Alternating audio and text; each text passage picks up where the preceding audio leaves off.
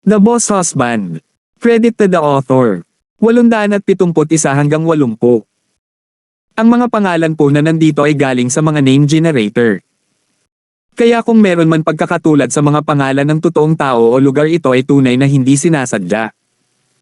Tip ni Master, ang Caucasian po ay tawag sa mga puting tao tulad ng mga American. Sa salitang Paranan, salita namin sa Palanan Isabela, tinatawag din tayo ng mga katutubong Aita na Pute. Napangiwi si Justin. Hindi ko sinasabi sa iyo. Ngunit maaari mong tayaan na ang pagbanggit sa kanyang father figure dito ay matatakot sa kanya. Father figure. As in her parents. Natarante si Marian. Bakit naman siya matatakot niyan? Si Justin gayunpaman ay casual na nagkibit-balikat habang pinupunasan ito. Babe, sinisiguro ko sa iyo na may ilang bagay na hindi nakilala. May mga bagay. Maruruming bagay na sumasalot sa mundong ito. Acting all mysterious, fine, keep your secrets. At sa sandaling iyon, ang mga tao ay nawala sa katahimikan. Ang Cranberries at Yvonne ay nasa gitna ng entablado, habang ang mga ilaw ay lumabo at nakatutok sa kanila. Nagsimulang tumugtog ang musika. Ito ang kanilang kilalang klasikong mga pangarap. Si Dolores, ang pangunahing bokalista ng Cranberries, ay hindi maikakailang isang inspirasyon sa maraming pandaigdigang superstar. Marami ang sumusubok na gayahin ang kanyang estilo. Naku, nagbabago ang buhay ko araw-araw. Sa lahat ng posibleng paraan. Ang himig ng kanta ay nagpasindek sa ilang mga tao. Maging ang ilan sa mga matatandang tagahanga ay nagsimulang mag-hum. At nang matapos na ni Dolores ang unang taludtod, ang medyo tahimik na si Yvonne ay maayos na kinuha kung saan siya umalis. Medyo magulo ang tono ni Yvonne na kung ano mismo ang nagdulot kay Justin na punahin na hindi malinaw ang boses niya. Ngunit ang husky na boses na iyon ang nagdala ng ganap na tunay na pagkuha sa matagal ng classic. Inilapit ni Marian ang kanyang sarili sa tenga ni Justin habang bumulong, sa tingin ko ay magaling siya. Hindi mo dapat siya naging kamadalian. Bumulong si Justin bilang tugon. Ang sabi ko lang ay hindi siya kasing galing ni Lucille. Hindi ko sinabing masama siya. At saka, kung si Lucille ang nasa stage na iyon ngayon, sigurado akong mas gagalingan niya. Napatulala si Marian. Nagsalita ka na parang sarili mong kapatid pero hindi mo siya tinatawagan. Hindi ka nag-abala na suriin ang kanyang kalagayan. Ganun ba? Kinamot ni Justin ang likod ng kanyang ulo, isang mahabang pause ang nangyari bago siya sumagot, hindi ko lang naisip. Pero nabalitaan ko na pupunta siya sa Stonegate ngayong buwan para sa kanyang tour, diba? Isasama ko siya ng mas madalas. Bahagyang bumantong hininga si Marian. Sa tingin mo talaga, isa na siyang megastar ngayon. Alam mo ba kung gaano karaming tao ang relihiyosong sumusunod sa kanya sa mga araw na ito? Ang kanyang opisyal na website ay may 10 milyong pagbisita bawat araw. Walang dadang makikilala siya sa sandaling lumabas siya ng bahay. Ang ideya niyan ay nawala kay Justin habang siya ay bumulong-bulong. Kung gayon, kailangan niyang magsimulang mag-cross-dressing upang maiwasang makilala sa mga lansangan. Aktibong kinatok ni Marian ang kanyang asawa gamit ang kanyang siko. Ano ba talaga ang pumapasok sa isip mo? Si Justin, gayunpaman, ay buong pagmamalaki na nakangiti sa sarili niyang kakaibang ideya. Ilang sandali pa, matagumpay na natapos ang pinagsamang pagtatanghal ni Yvonne kasama ang Cranberries. Naging ligaw ang mga tao sa hiyawan at palakpakan. Kahit na ang mga miyembro ng kawani ay hindi maiwasang masuri ang nakalilitong pakikipagtulungan na ito. Buong papuri si Dolores habang nakahover sa mic. Tiyak na pinaninindigan ni Miss Yvonne ang titulo bilang ang mismong reyna ng pop ng Zeneca. Siguradong mayroon kang mapang-akit na boses. Si Yvonne sa kanyang tabi ay ngumiti ng malawak habang mapagpakumbaba niyang tinatanggal ito. Ang tanging mayroon ako ay ang hilig na gumanap kasama ang isang taong lubos kong hinahangaan, at ako ay tunay na nagpapasalamat sa iyong pagkilala. Ang mga tao ay hindi masigasig na tawagan ito ng isang araw habang sila ay pumalakpak at humihingi. Miss Dolores, ako ay isang malaking tagahanga. Maaari ba tayong magkaroon ng higit pa? Halika Miss Yvonne, paano ang isang encore? Ang Cranberries ay naiwan sa isang problema. Nag-aalala sila sa bilis na kailangan nilang gawin ang kanilang buong konsyerto doon mismo. Sa kabilang banda, inilipat ni Ivan ang kanyang atensyon kina Justin at Marian bago siya pabigla-bigla na nagpahayag, si Pangulong Lysander ang pangunahing host natin ngayong gabi. Para sa isang taong kapansin-pansing maganda, sigurado akong kaakit-akit din ang boses niya. Bakit hindi natin siya anyayahan sa entablado at magtanghal ng isang kanta na gusto niya? Nang matapos ang kanyang pangungusap, sabay-sabay na nagpalakpakan ang mga tao. Marami pa rin ang namangha sa kanyang nakakabighaning pasukan noong araw na iyon, ngunit bilang pangunahing host ng kaganapan, hindi sila komportable na nakadikit sa kanya ang kanilang mga tingin. Ang panukala ng pag-awit ni Marian sa entablado ay nag-iwan sa karamihan ng tao sa malaking pag-asa. Sa kabila ng buong pag-unawa na ang pag-awit ay hindi ang kanyang pinakamalaking lakas, walang sino man ang makatiis sa pag-iisip na muli siyang bumalik sa entablado.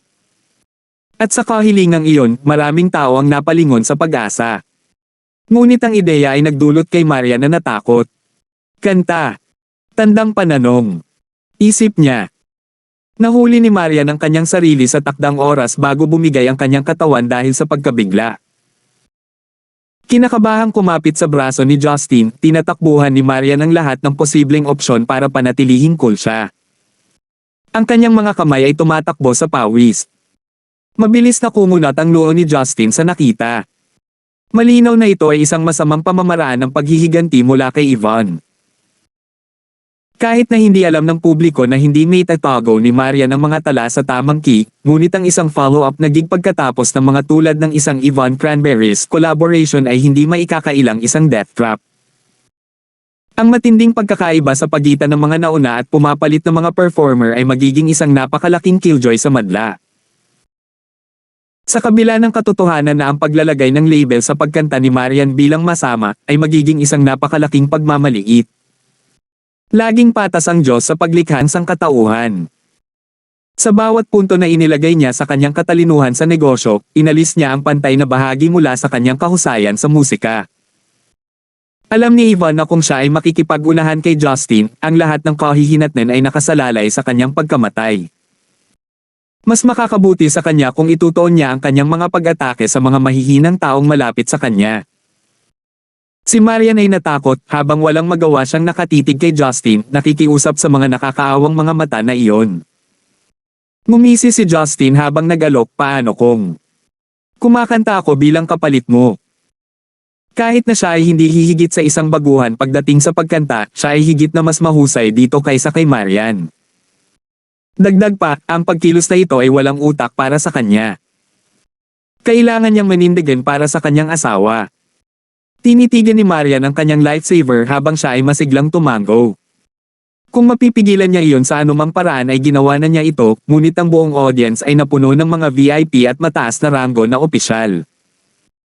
Bilang host, ang pinakamaliit na magagawa niya ay pigilan ang kanyang takot at tapusin ang gabi sa isang mataas na tono. Kung hahayaan niyang mahirap ang sitwasyon, hindi lamang ito magiging isang malaking dagok sa kanyang pagmamataas, ang kanyang reputasyon ay lulubog sa dumi. Kaya naman walang dahilan para mag-opt-out siya sa paggawa nito. Tumikim si Justin bago siya nagpahayag, bakit hindi ko ipagtanggol ang aking asawa ngayong gabi? Hindi maganda ang pakiramdam ng aking asawa ngayong gabi na pinatunayan ng maagap na pagsasalita kanina. Magiging mabait ba kayong lahat para tanggapin ang alok? Kasunod ng malapit na mga salita ni Justin, alam ng karamihan ng mga bisita na hindi ito mapipilit, lalo na kapag hindi maganda ang tingin ni Marian. Nagpasya silang hayaan ito sa pagkakataong ito.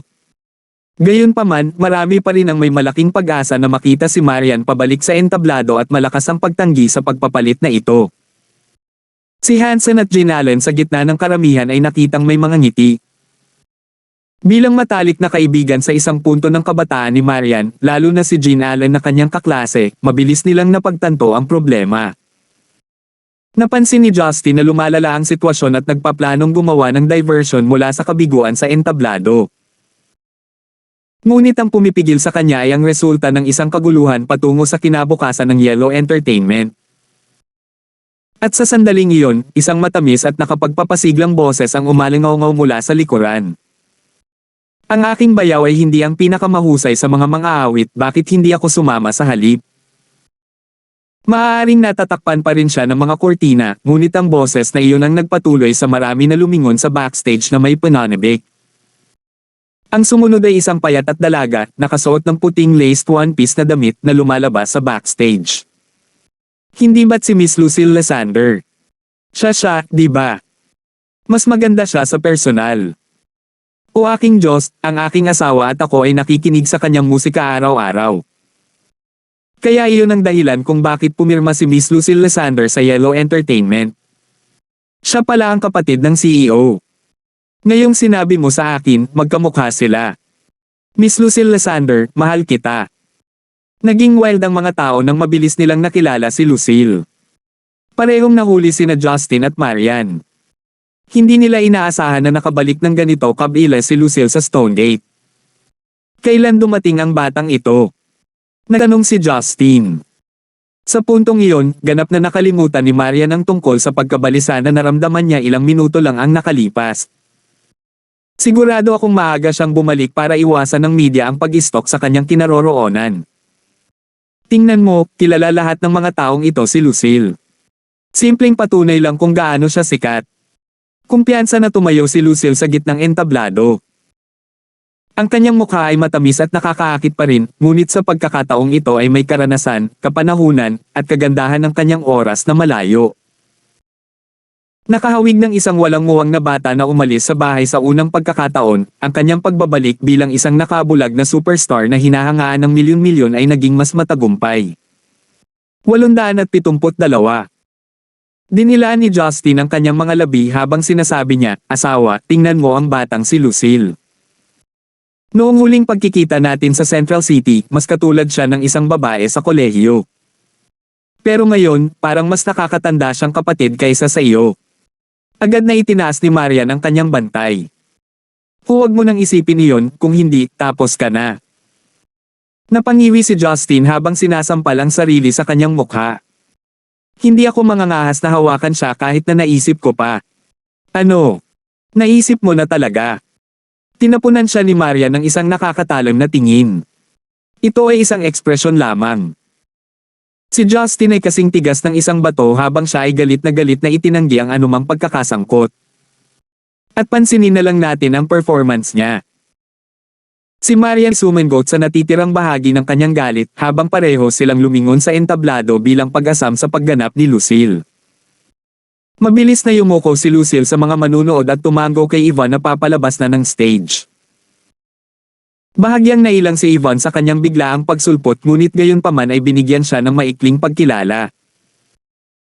Sa harap ni Dolores ng Cranberries, medyo kinakabahan si Lucille, ngunit sa disenteng Ingles, bumulong siya, Miss Dolores, fan na fan mo ako at ng banda mula pa noong bata ako. Would you mind if I stand in for my sister for your next collaborative performance? Medyo natarante si Dolores nang malaman na may isang dalagang nasa early 20s na lumaki sa kanyang musika.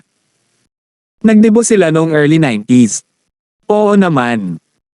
Kung titingnan ang tugon ng lahat, sa tingin ko ay nakagawa ka na ng pangalan para sa iyong sarili sa Zenica, hindi ba? Ngayon sabihin mo sa akin, anong kanta ang dapat nating itanghal? Bahagyang nakagat ni Lucille ang kanyang ibabang labi habang bumubulong, ang paborito kong kanta na Ode to My Family. Napansin ni Dolores na pipiliin ni Lucille ang kantang iyon. Ang kantang ito ay maaaring medyo mahirap manyobrahin, lalo na sa isang live na setting. Dagdag pa, hindi ba ito ay medyo nakaka-depress para sa isang kaganapang tulad nito? Ang sinusubukan niyang ipahiwatig ay upang pigilan si Lucille na kumagat ng higit pa sa kanyang ngumunguya.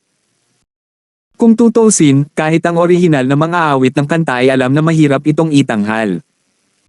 Si Yvonne sa gilid ay mabilis na nagdagdag ng gasolina sa apoy. Miss Dolores, maaaring hindi mo alam ito, ngunit si Miss Lucille Lysander ay itinuring na isa sa pinakamahuhusay na mga awit sa kanyang henerasyon. Sigurado ako na gagawin niya ito. Kahit na ang musika ni Lucille ay inilabas sa buong planeta, siya ay bago pa rin sa laro. Gayunpaman, sa pagkumbinsi ni Yvonne sa paglalaro, nagpa siya si Dolores at tumango ng walang karagdagang tanong. Si Lucille, gayunpaman, ay medyo awkward habang bumubulong, actually. I only know the lyrics of this song. Hindi ako masyadong pamilyar sa iba. Please forgive me. Sa halip ay binigyan siya ni Dolores ng isang nakapagpapatibay ng ngiti bago niya mabilis na itinakda ang tempo kasama ng iba pang banda. Mabilis na bumalik sa katahimikan ng karamihan, lahat ay may tiyak na pag-asa sa live performance ni Lucille. Kinuha ni Lucille ang mikropono mula kay Dolores na parang baton at lumingon sa mga naghihintay na tao. Ngumiti siya ng malawak bago lumingon kina Marian at Justin na may pinanibik na tingin. Nang magsimulang tumugtog ang musika, tinatakan ni Lucille ang kanyang maliliwanag na mga mag-aaral habang nilulubog niya ang sarili sa ritmo. Dudududo, dudududo. Intindihin ang mga sinasabi ko. Huwag mo akong talikuran. Dahil ginugol ko ang kalahati ng buhay ko doon. Ang mga liriko ng kanta ay nagdulot ng isang hanay ng mga emosyon habang ang bawat salita ay nagpapahiwatig ng mga alon ng pangunawa. Ni minsan ay hindi ito nabigo na hilahin ang puso ng mga natulala na manunood. Natural na mataas ang octave, gumawa si Dolores ng maraming pagbabago sa kanyang pitch bago niya maipahayag ang emosyon ng kanta. Ngunit nagdala si Lucille ng iba pang karanasan sa kanta. Nagpasya si Lucille na sumalungat sa hindi kinakailangang kaakit-akit ngunit ang kanyang sariling malinaw na tono, at bawat note na kanyang nataman ay mula sa pinakatunay na emosyon. Ito ay isang mahiwagang sandali para sa bawat isang taong nahuhulog sa daloy dahil ito ay hindi na isang stagnant na pagbigkas ng mga lyrics, ngunit isang espiritual na koneksyon bilang isa sa madla. Bawat isang tao na nahuli sa pag-asam at pag-usisa ay unti-unting dinala sa isang kaharian, malayo sa mga gumaganap, malayo sa kung sino at nasaan sila. Nag-flash sa kanilang isipan ang mga eksena ng mga pamilya, nakaraan at kasalukuyan habang inaalala nila ang kanilang buhay. Habang ang musika sa wakas ay natapos na at ang mga ilaw ay bumalik, walang sino man ang pumalakpak. Habang ang mga tao ay nakatitig ng blanco kay Lucille, ang kanilang mga isip ay wala pa rin sa isang lugar sa kanilang mga panaginip. Humigit kumulang 10 segundo bago sumigaw ang unang tao sa kanyang papuri na sumabog sa isang alon ng tagay at palakpakan. Bagamat ilang daang tao lamang ang naroroon, parang ang dagandong ng libo-libo. Ang mga mamamahayag na pinili ni Marian ay sadyang nagmamadali sa kanilang mga pag-click sa pag-asang makuha ang pinakamalinaw na kuha ng pangunahing kaganapan ng gabi. Si Dolores ay tunay na naantig habang siya ay masigasig na lumapit kay Lucille. Miss Lucille Lysander, alam kong medyo biglaan ito, ngunit pakiramdam ko ay obligado akong gawin ang kahilingang ito. Maaari ka bang maging panauhin sa aming paparating na konsyerto? Lubos na katanggap-tanggap kung gusto mo rin kaming tumugtog sa iyong konsyerto. Ngunit ang pinakananais ko ay ang mag-collaborate tayo sa isang bagong kanta. Ang iyong boses ay namumukod tangi bilang ang pinakamahusay na narinig ko sa loob ng ilang sandali. Ako mismo ay hindi kailanman nabigo upang bigyan ng kredito kung saan ito nararapat, lalo na sa mga gumagamit ng kanilang boses upang isalaysay ang kagandahan ng buhay sa pamamagitan ng musika. Sa sandaling iyon, maraming mga tagahanga ang sabay-sabay na pinaulanan siya ng mga papuri. Maging ang mga pinuno ng korporasyon ay hindi maiwasang purihin ang malaanghel na boses ni Lucille. Si Director Soldi ay masuyong tumitig na parabang nahanap na niya ang sagot sa kanyang mga panalangin. Sa sulok ng entablado ay nakatayo si Yvonne, ang kanyang mukha ay parang kumot. Hindi niya inaasahan na ang sitwasyon ay madidiskaril sa malayo at masisira ang kanyang mga plano. Walang makakaalala sa kanyang pagganap sa gabing iyon. Inagaw ni Lucille ang limelight mula sa kanyang mga palad at nag-iisang niregalo sa kanya ang stepping stone tungo sa internasyonal na kaluwalhatian. Mula sa puntong iyon, hindi na si Christine ang tanging internasyonal na superstar na kaanib sa Lucille.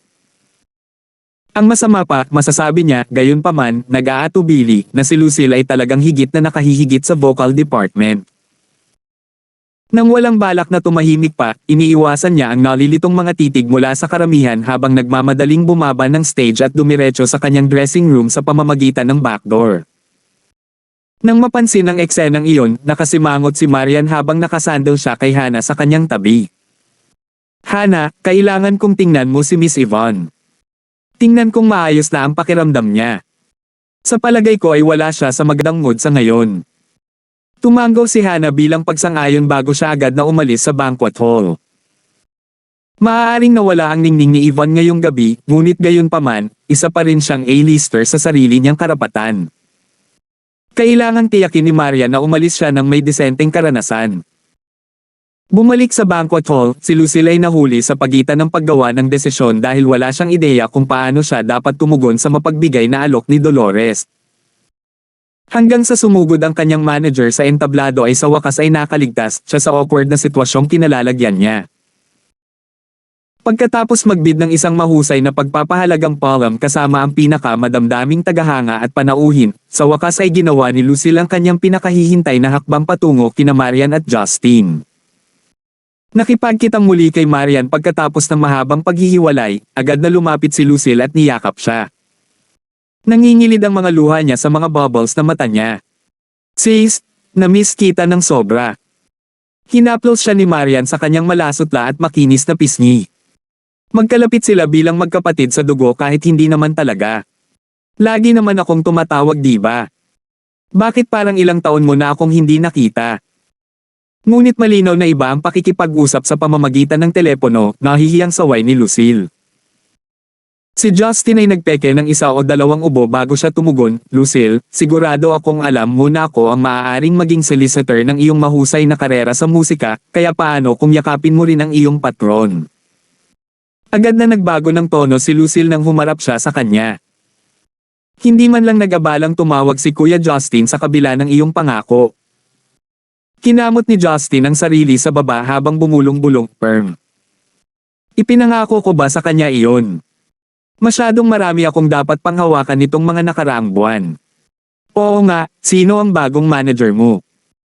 Hindi ba ako eksklusibong nagayos ng international team sa serbisyo mo? Hindi ka ba nasiyahan? Mabilis na umiling si Lucille bilang pagtanggi. Hindi naman ganoon. Naisip ko lang na lahat ako ay pinipigilan mag-isa, kaya pinabalik ko sila sa Europa noong nakaraang buwan. Kaya ko na itong mag-isa ngayon. Ang aking kasalukuyang koponan ay higit pa sa sapat upang tulungan ako. Sila ay matulungin at maalaga. Walang pakialam si Justin hanggat nababagay ito sa mga kagustuhan ni Lucille, ngunit sa halip ay may iba pang nagpasigla sa kanyang interes. Kakadating mo lang ba? Bakit ka pupunta dito? Awkward na sagot ni Lucille, nag-aalala ako na baka maabutin ako ng mga reporter sa airport. Gusto ko ring manatili sa bahay ng ilang araw, kaya umuwi ako ng maaga. At saka, narinig ko ang balita tungkol sa concert ng Cranberries dito sa Stonegate, kaya tumigil ako para uminit. Wala namang masama dito. Siyempre hindi, wala na akong ibang hilingin kundi ang nandito ka. Diyos ko, natakot ako, sagot ni Marian, gama ng loob. Tumango si Lucille na may kaakit-akit ng ngiti, natutuwa na nakabalik siya sa takdang panahon. Nang ang lahat ay nasa masayang mood na tinatalakay ang banal na pagganap ni Lucille, si Hannah, na orihinal na ipinadala upang tingnan si Yvonne, ay biglang umakbo mula sa malayo. Presidente Lysander! Presidente Lysander! Masamang balita! Nakikitang nanginginig sa pagsaksi ng tiyak na takot, si Hannah ay nakitang galit na tumatakbo sa kanyang mga takong. Mukha siyang baliw na babae pero parang walang pakialam sa itsura niya. 873. Nagsimulang tumingin sa kanila ang mga tao na nagtataka. Hannah, huminahon ka at sabihin sa amin kung ano ang nangyari. Dumilim ang mukha ni Marian. Kinagat ni Hannah ang kanyang labi at nilapitan si Marian.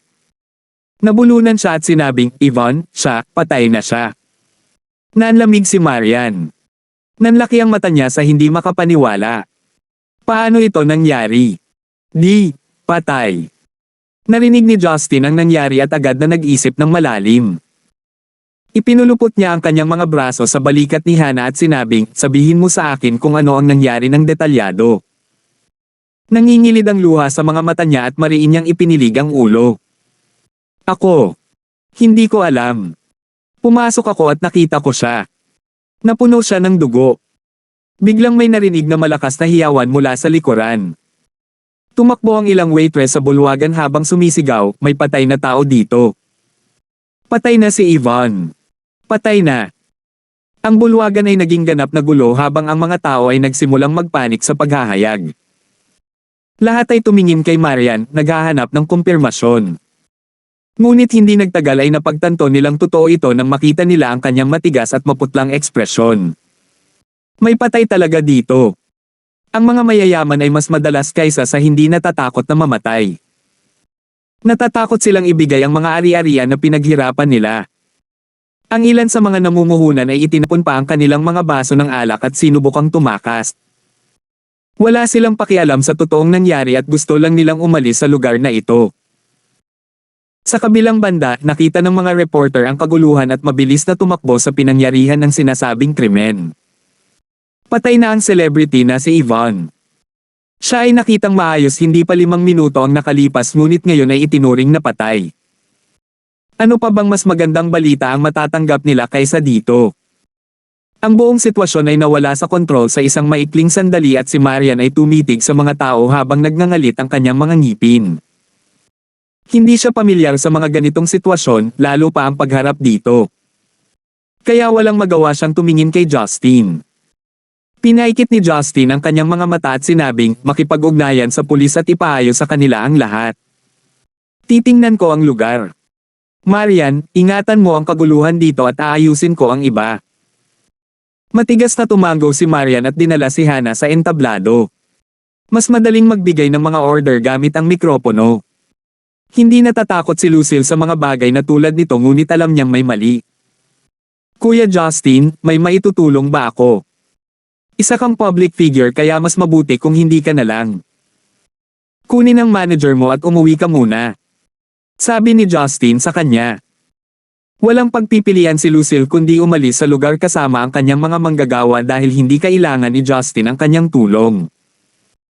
Pagkatapos ay pumunta si Justin sa likod at nilagpasan ang mga reporter. Pero walang nakakita sa kanya dahil sa kaguluhan. Pagkatapos ng pagliko sa koridor, nasa harap na ng pinto si Justin na may card na may nakasulat na on. Bahagyang nakaawang ang pinto, malamang dahil sa sobrang gulat ni Hannah na isara ito. Pumasok si Justin sa silid pagkatapos makumpirma na malinaw ang baybayin. Nilock niya ang pinto mula sa loob at sinimulan ang kanyang inspeksyon. Ang disenyo sa lounge na ito ay may Class Eco ngunit marangyang tema, marahil dahil idinisenyo ito para sa mga VIP. Ngunit ang disenyo ay ang huling bagay na naroon siya upang suriin. Ang bangkay ni Yvonne ang pangunahing pinag-aalala niya. Nakasuot pa rin siya ng nagninangas na pulang damit ngunit may mga tilamisik ng dugo sa kabuuan nito. May kapansin-pansing pulang sugat sa kanyang leeg, isa na humiwas sa kanyang carotid artery. Pumikit na ang mukha niya at dilat na dilat ang mga mata. Tumingin si Justin sa paligid at nakita ang hawakan ng fruit knife na nakadikit sa ilalim ng sofa. Nang malapit na siyang tumingin ng malapitan ay may kumatok sa pinto ng malakas. Buksan ang pinto. Buksan ang pinto. Kami ay mga reporter at may karapatan kaming malaman ang katotohanan. Mukhang nahanap na ng mga reporter ang kanilang daan patungo sa silid. Sumimangot si Justin at may malikot na kislap sa kanyang mga mata, binuksan niya ang pinto. The moment he opened the door, sinalubong siya ng mga flash ng camera. Inaasahan na ito ni Justin ngunit mabilis niyang sinulyapan ang lahat ng camera sa silid. Boom! Sunod-sunod na pagsabog ang umalingaw-ngaw sa buong silid. Isa-isang sumabog ang mga kamera sa kamay ng mga reporter. Bagamat hindi niya pinaplanong gamitin ang kanyang palilina, si Justin ay naiwan na walang ibang paraan upang makitungo sa mga mamamahayag. At kasama nito, ang lahat ng mga larawan ay nahulog sa alisan ng tubig. Nagkatinginan ng mga reporter dahil sa gulat. Sinabi ni Justin na may misteryosong boses, tulad ng nakikita ninyong lahat, si Yvonne ay namatay sa isang miserableng paraan at pinaghihinalaan ko na may multo sa silid. Gusto kong kumuha ng litrato kanina ngunit ang aking telepono ay sumabog din. Siguradong nakakita na kayo ng ganito noon pa. Parang napakamahina at hindi naman bibili ang mga reporter ng ganoong kalaking kwento. Ngunit paano pa nila i-resyonal ang kanilang mga kamera na sumasabog sa kanilang mga kamay? Kinakabahan silang lumunok. Ang buong pangyayari ay sapat na misteryoso at ngayong sira na ang kanilang mga kamera. Halatang oras na para umalis. Pagkatapos ng lahat, ano ang silbi ng pagsulat ng mga artikulo ng balita kung walang anumang mga larawan upang i-back up ang kanilang sarili? Ano ba? Baliw ito. Hindi napigilan ng mga reporter na magmura. Inihagis nila ang kanilang mga sirang kamera at naghisteryosong tumakbo palabas. Nakita ng mga natitirang reporter ang kanilang ginawa at sumama rin sa kanila na pagtanto na ang kanilang buhay ay mas mahalaga kaysa dito. Binantayan ni Justin ang silid hanggang sa dumating si Marian kasama ang kinauukulan. Tumawag ka ba ng pulis? Kailangan nating magsagawa ng ilang pagsubok sa mga bagay dito. Sabi ni Justin. Tumanggaw si Marian at tumingin sa silid. Hindi siya naglakas loob na titigan ng matagal ang bangkay. Ito ay hindi pa rin mabata para sa kanya kahit na nakita niya ang ilan sa pamamagitan lamang ng pagsama ni Justin. Mamantong hininga siya at nag-aalalang sinabi, lalo pa ang mga bagay. Batay sa kanyang kasikatan, malalaman ng buong Zenica na namatay siya sa isa sa mga kaganapan ni Yellow. Ngumisi si Justin. Hindi ba't iyon ang gusto ng mamamatay tao? Naisip din ito ni Marian at hinawakan niya ang kanyang noo. Wala akong maisip na papatay kay Ivan para lang ibagsak tayo. At sinabi ng mga guard na wala silang nakitang kaina-hinala kaya paano nagawa ng tao ito nang hindi nahuli ng kamera. Makatuwiran kung hindi siya tao, sabi ni Justin na may hiwalay na tono.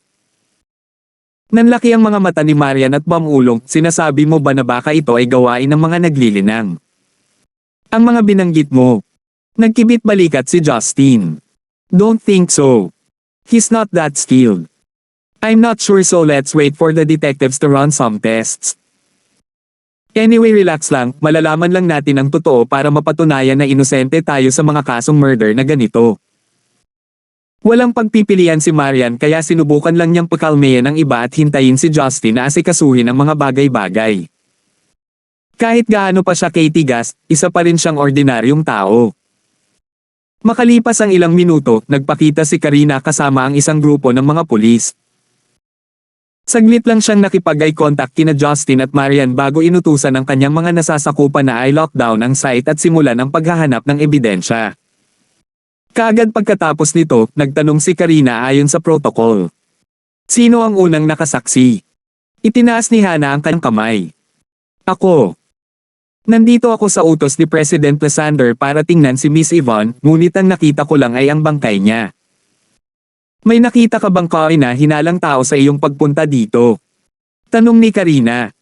Sinubukan ni Hana na alalahanin ngunit sa huli ay umiling siya. Ilang waitress lang ang nakita ko pero pumunta lang sila para i-check up ako dahil nagulat ako. Maliban doon ay walang kaina-hinala. Pagkatapos ay tinawag ni Karina ang mga waitress at tinanong sila. Ngunit ang kanyang mga resulta ay tila nagpapahiwatig na walang anumang bagay tungkol sa kanila. Lumapit sa kanya ang isa sa mga investigador at iniulat ang kanyang mga natuklasan. Chief Collins, inaakala namin na si Miss Yvonne ay namatay dahil sa labis na pagkawala ng dugo dahil sa isang kutsilyo na naputol sa carotid artery. Ang mamamatay tao ay naglaslas sa kanyang leeg ng paulit-ulit na nagpapahiwatig ng sama ng loob o paghihiganti. Tungkol sa oras ng kamatayan, tinatansya namin 30 minuto o higit pa ang nakalipas. Ang pinaghihinalaang sandata ng pagpatay ay ang kutsilyo ng prutas sa ilalim ng sofa. Ngunit kakaiba, walang senyales ng pagpupunyagi si Miss. Nagtanong si Justin sa gilid, maaaring nagtamo siya ng iba pang mga sugat. Nakahanap ba kayo? 874. Sinaman siya ng tingin ng investigador. Magsasagawa kami ng karagdagang pagsisiyasat sa sandaling bumalik kami. Dagdag pa, maliban kung mayroon kang ibabahagi, ang kanyang sanhi ng kamatayan ay medyo malinaw. Hindi nagabalang sumagot si Justin. Ipapasa na sana niya ang mga bagay sa sarili niyang mga kamay kung hindi nalik ang pagpatay. Humingi ng tawad sa kanya si Karina at nag-utos sa mga investigador. Ibalik ang ebidensya at suriin ang mga ito. Gusto ko ng isang detalyadong ulat sa tanghali. Tumanggo ang investigador at umalis kasama ang kanyang mga katulong. Naglakad si Karina kay Marian at hinawakan ang kanyang kamay. Huwag kang mag-alala, Marian, aayusin ko ang kaso sa lalong madaling panahon. Pipigilan ko ang mga reporter sa pagkalat ng balita para hindi nila ma-alerto ang publiko. Ako na ang bahala sa mga bagay-bagay dito kaya bumalik ka muna kay Justin. Pilit na ngumiti si Marian, paumanhin sa muling pag-istorbo sa iyo. Maaaring masira ng insidenteng ito ang ating reputasyon at higit pang pakikipagtulungan sa industriya ng entertainment. Makipag-ugnayan sa akin kung kailangan mo ng tulong ko at gagawin ko ang aking makakaya. Sinukli ni Karina ang kanyang maikling buhok gamit ang kanyang mga daliri at kumpiyansa na ngumiti. We've been friends for so many years. Wala ka bang tiwala sa akin? Tumango si Marian at tumingin kay Justin. Well, mahirap sabihin. Simula nang magpakita ang lalaking ito, nawawalan ka na ng tiwala sa akin. Namula si Karina at ibinaba ang ulo sa kahihiyan. Nagkunwaring abala si Justin sa kaso at nagkunwaring kamangmangan. Binigyan siya ni Marian ng tingin ng pagbibitiw at humajejek. Sige, nagbibiro lang ako. Call it a lame attempt at lightening the mood. She was still alive before that and now she's dead at our party, which is nakakakilabot. Nakahinga ng maluwag si Karina at tumango bilang pag-unawa. Kung ganoon ay bumalik muna kayong dalawa at hintayin ang tawag ko. Nagtanong si Hana sa gilid, Chief Karina, pwede ba akong bumalik din? Umiling si Karina. Hindi, Hana.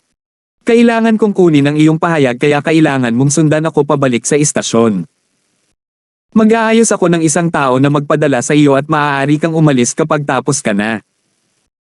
Matapos maayos ang lahat, iniuwi ni Justin si Marian at si Hana, kasama ang mga waitress, ay tumuloy sa istasyon ng pulisya. Sa bahay, ipinaliwanag na ni Lucille sa iba ang nangyari sa party simula nang bumalik siya kanina. Dahil doon, walang nasa mood na salubungin ang dalawa. Agad silang lumabas sa sofa nang bumalik si Justin kasama si Marian. Seryoso, paano nangyari ito? Isa siyang sikat na celebrity at kakapanood lang namin ng pelikula niya ilang araw na ang nakakaraan. Kung ilalabas ang balita bukas, hindi ba masisira nito ang reputasyon ni Yellow? Ito kaya ay gawa ng kanyang mga kaaway? O mga kakompetensya niya? Tanong ni Rebecca. Umiling si Marian. Wala akong ideya. Hindi rin sigurado ang pulis kung paano siya pinatay. Iniimbestigahan ni Karina ang kaso at sigurado akong makukuha natin ang resulta sa lalong madaling panahon. May ilang ideya si Justin ngunit alam niyang hindi pa ito ang tamang oras para ayalay ang mga ito. Sa halip, lumingon siya kay Marian at sinabing, Marian, bakit hindi ka umahan at magpahinga? I bet pagod ka kaya maligo ka na at matulog, ako na ang bahala sa iba. Kumunat ang noo ni Marian. Paano ko gagawin iyon? Paano kung kailanganin nila ako mamaya upang sagutin ang ilang mga katanungan? Kailangan ko pang gumising para dito. Sa sandaling ito, nagring ang telepono ni Marian at galing ito kay Karina. Karina, lumabas na ba ang resulta ng pagsusulit? Nagmamadaling tanong ni Marian. Sa kabilang panig ng telepono, tila nag-aatubili si Karina. Bumantong hininga siya at sinabing, Marian, huwag kang mabigla sa sasabihin ko. Pinapatakbo ko muli ng mga investigator ang mga pagsusulit at nakuha nila ang parehong mga resulta.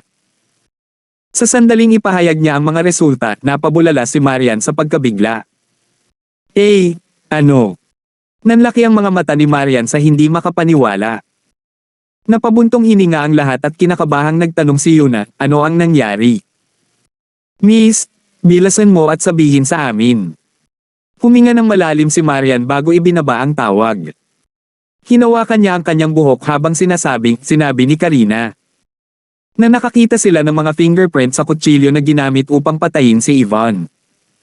Ang mga fingerprint ay kay Hana. Hana.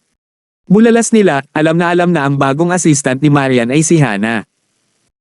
Hinaplos ni Justin ang kanyang baba at sinabing, ito ay nagiging mas kawili-wili. Mukhang ang ating kalaban ay hindi kasing mahina gaya ng iniisip ko. Galit na sumigaw si Marian, paano ka pa makakangiti? Paano magiging Hana? Ako ang humiling sa kanya na tingnan si Yvonne. At saka, anong motibo niya para patayin siya? Bahagyang ngumiti si Justin. Alam ko, ngunit hindi ako masyadong matarante ngayon, hindi ba? Huwag ka pa magpanik. I'm sure nagkakamali. Baka aksidenteng nahawakan ni Hana. Sinubukan siya ni Rebecca na aliwin. Tumango si Marian at sinabihan si Justin, gusto ni Karina na pumunta ako para kunin ang aking pahayag at magtanong din sa akin ng ilang mga katanungan. Kailangan ko ring piyansahan si Hana. Siguradong inosente siya. Sa sarili mo. Tinanggihan ni Justin ang kanyang ideya. No way, sasamahan kita. Kailangan ko ring kumpirmahin ang ilang detalye. Hindi alam ni Marian kung ano ang gusto niyang kumpirmahin ngunit hindi siya tutol dito. Plano pa rin niyang isama siya. Inihatid siya ni Justin sa istasyon ng pulisya at nakarating sila sa loob ng 30 minuto. Naghihintay na sa kanila si Karina sa pasukan at sinabi niya sa kanila habang papunta sila sa loob, ipinakita sa mga pagsusuri na si Hana lang ang nakahawak ng kutsilyo. Nakumpirma rin na ang kutsilyo ang pampatay na sandata dahil may nakita kaming mga bakas ng dugo at laman ni Yvonne dito. Nasa malagkit na sitwasyon ngayon si Hana. Nagmamadaling sinabi ni Marian, Karina, ako ang humiling sa kanya na pumunta kaya paano siya ang mamamatay tao. Nagkataon lang. Isang mapait na ngiti ang pinakawala ni Karina. Alam kong kakaiba. Kung gusto niyang patayin siya, nagsuot siya ng guwantes o gumawa ng alibay. At saka, wala silang relasyon noon sa isa't isa at first time nilang magkita. Pagkatapos isaalang-alang ang lahat ng posibilidad, tinawagan ka namin para magbigay din ng ilang pahayag. Lumitaw ang galit sa maputlang mukha ni Marian. Akala mo ba ito ang utos ko? May katuturan pa ba iyon sa iyo? Huwag ka nang mag-ayos pa. Ipinaliwanag sa kanya ni Karina, hindi ako ang gumawa ng mga conclusion. Ang pamilya ni Yvonne at ang kanyang kumpanya ay nasangkot na. At saka, nagpadala ang aking superior officer ng ilang eksperto at hinuhulaan nila na ito ay first degree na pagpatay. First degree murder. Niyelo ng sarili ko. Napangisi si Marian.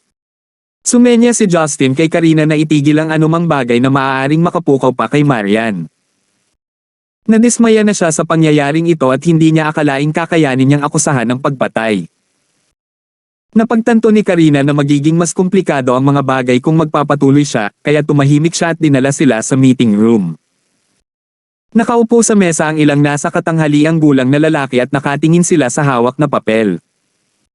Isang dakot na pulis ang tumabi sa kanila na may magalang na postere.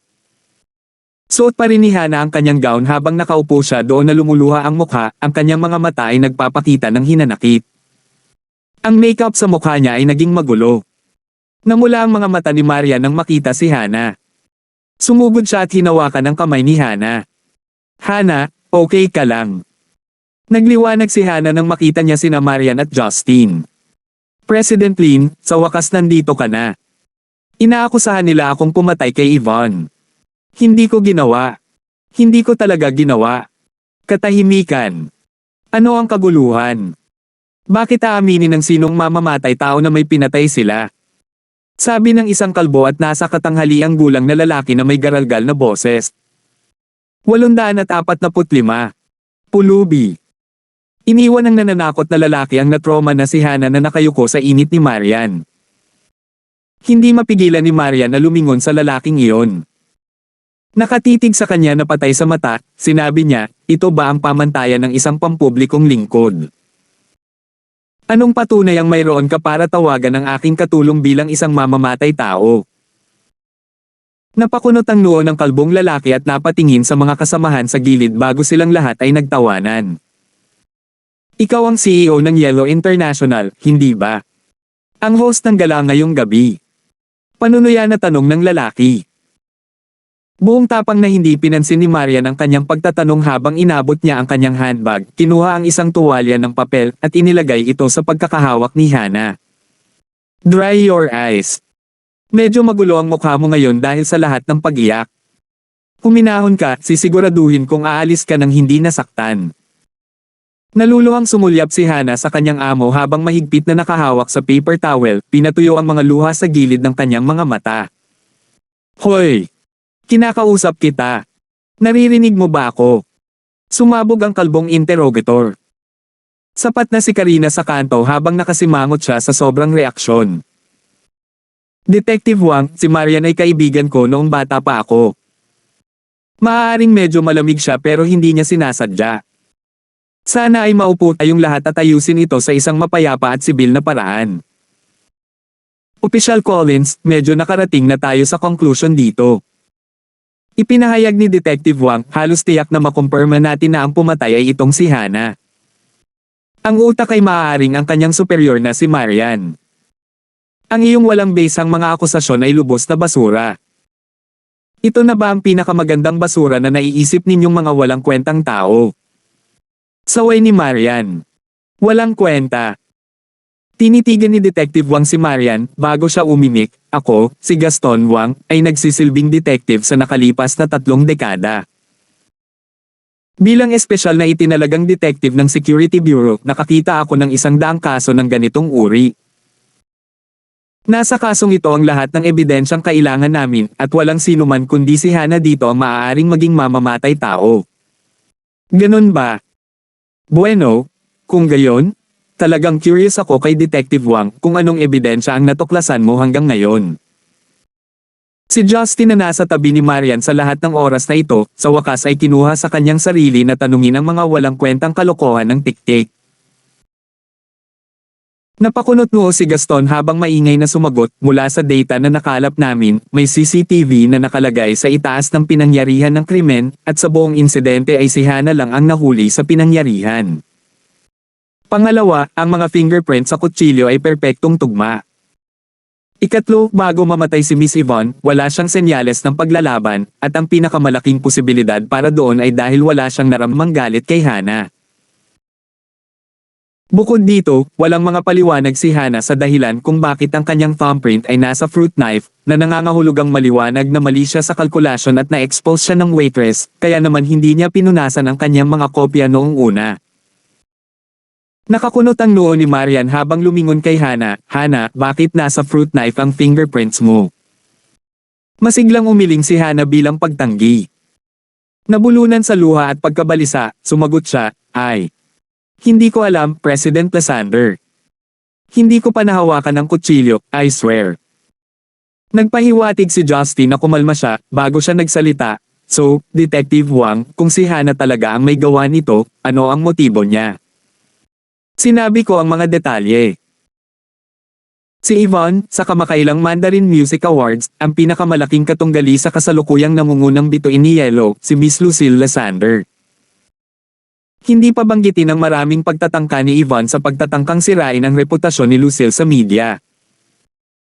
Ngayong gabi sa bola, parehong nagtanghal sina Yvonne at Lucille ng isang kanta kasama ang Cranberries, na maliwanag na dahil sa kanilang mga posisyon bilang magkaribal. At sa parehong oras, si Director Soldi ay nag-schedule ng kanyang paparating na pelikula at nag-iisip sa pagitan nina Yvonne at Lucille. Sigurado akong naniniwala na nasa interes ng Yellow International na wakasan ang kanyang buhay. Si Gaston ay tahasang pinagsama ang lahat para sa isang paliwanag. Sa puntong ito, bigong bamantong hininga si Justin. Si Gaston, gayunpaman, ay hindi nasisiyahan sa kanyang kawalan ng sigasig habang hinarap niya. Ano? Masyado bang malabo ang ebidensya para paniwalaan mo? May motibo, ebidensya ng DNA at bagay na magkapareho. Iniling ni Justin ang kanyang daliri bilang hindi pagsang-ayon. Una, hindi mo ba naisip na kakaiba na kung talagang pinaplano ng Yellow International ang pagkilos ng paghihiganti, bakit pipiliin nila ang gabi ng Grand Ball para makakilos? At saka, kung ang pagpatay kay Yvonne ang kanilang huling motibo, bakit hindi kumuha ng contract killer para gawin ang trabaho? Ang isang katulong na hindi sapat ang pag-iingat sa pagsusuot ng guwantes ay hindi magiging unang pagpipilian ni Yellow. At saka, sa tingin mo ba kailangan talaga nating patayin si Yvonne para lang maalis ang kompetisyon sa likod ni Lucille? Pagdating sa kasikatan, wala sila sa iisang playing field.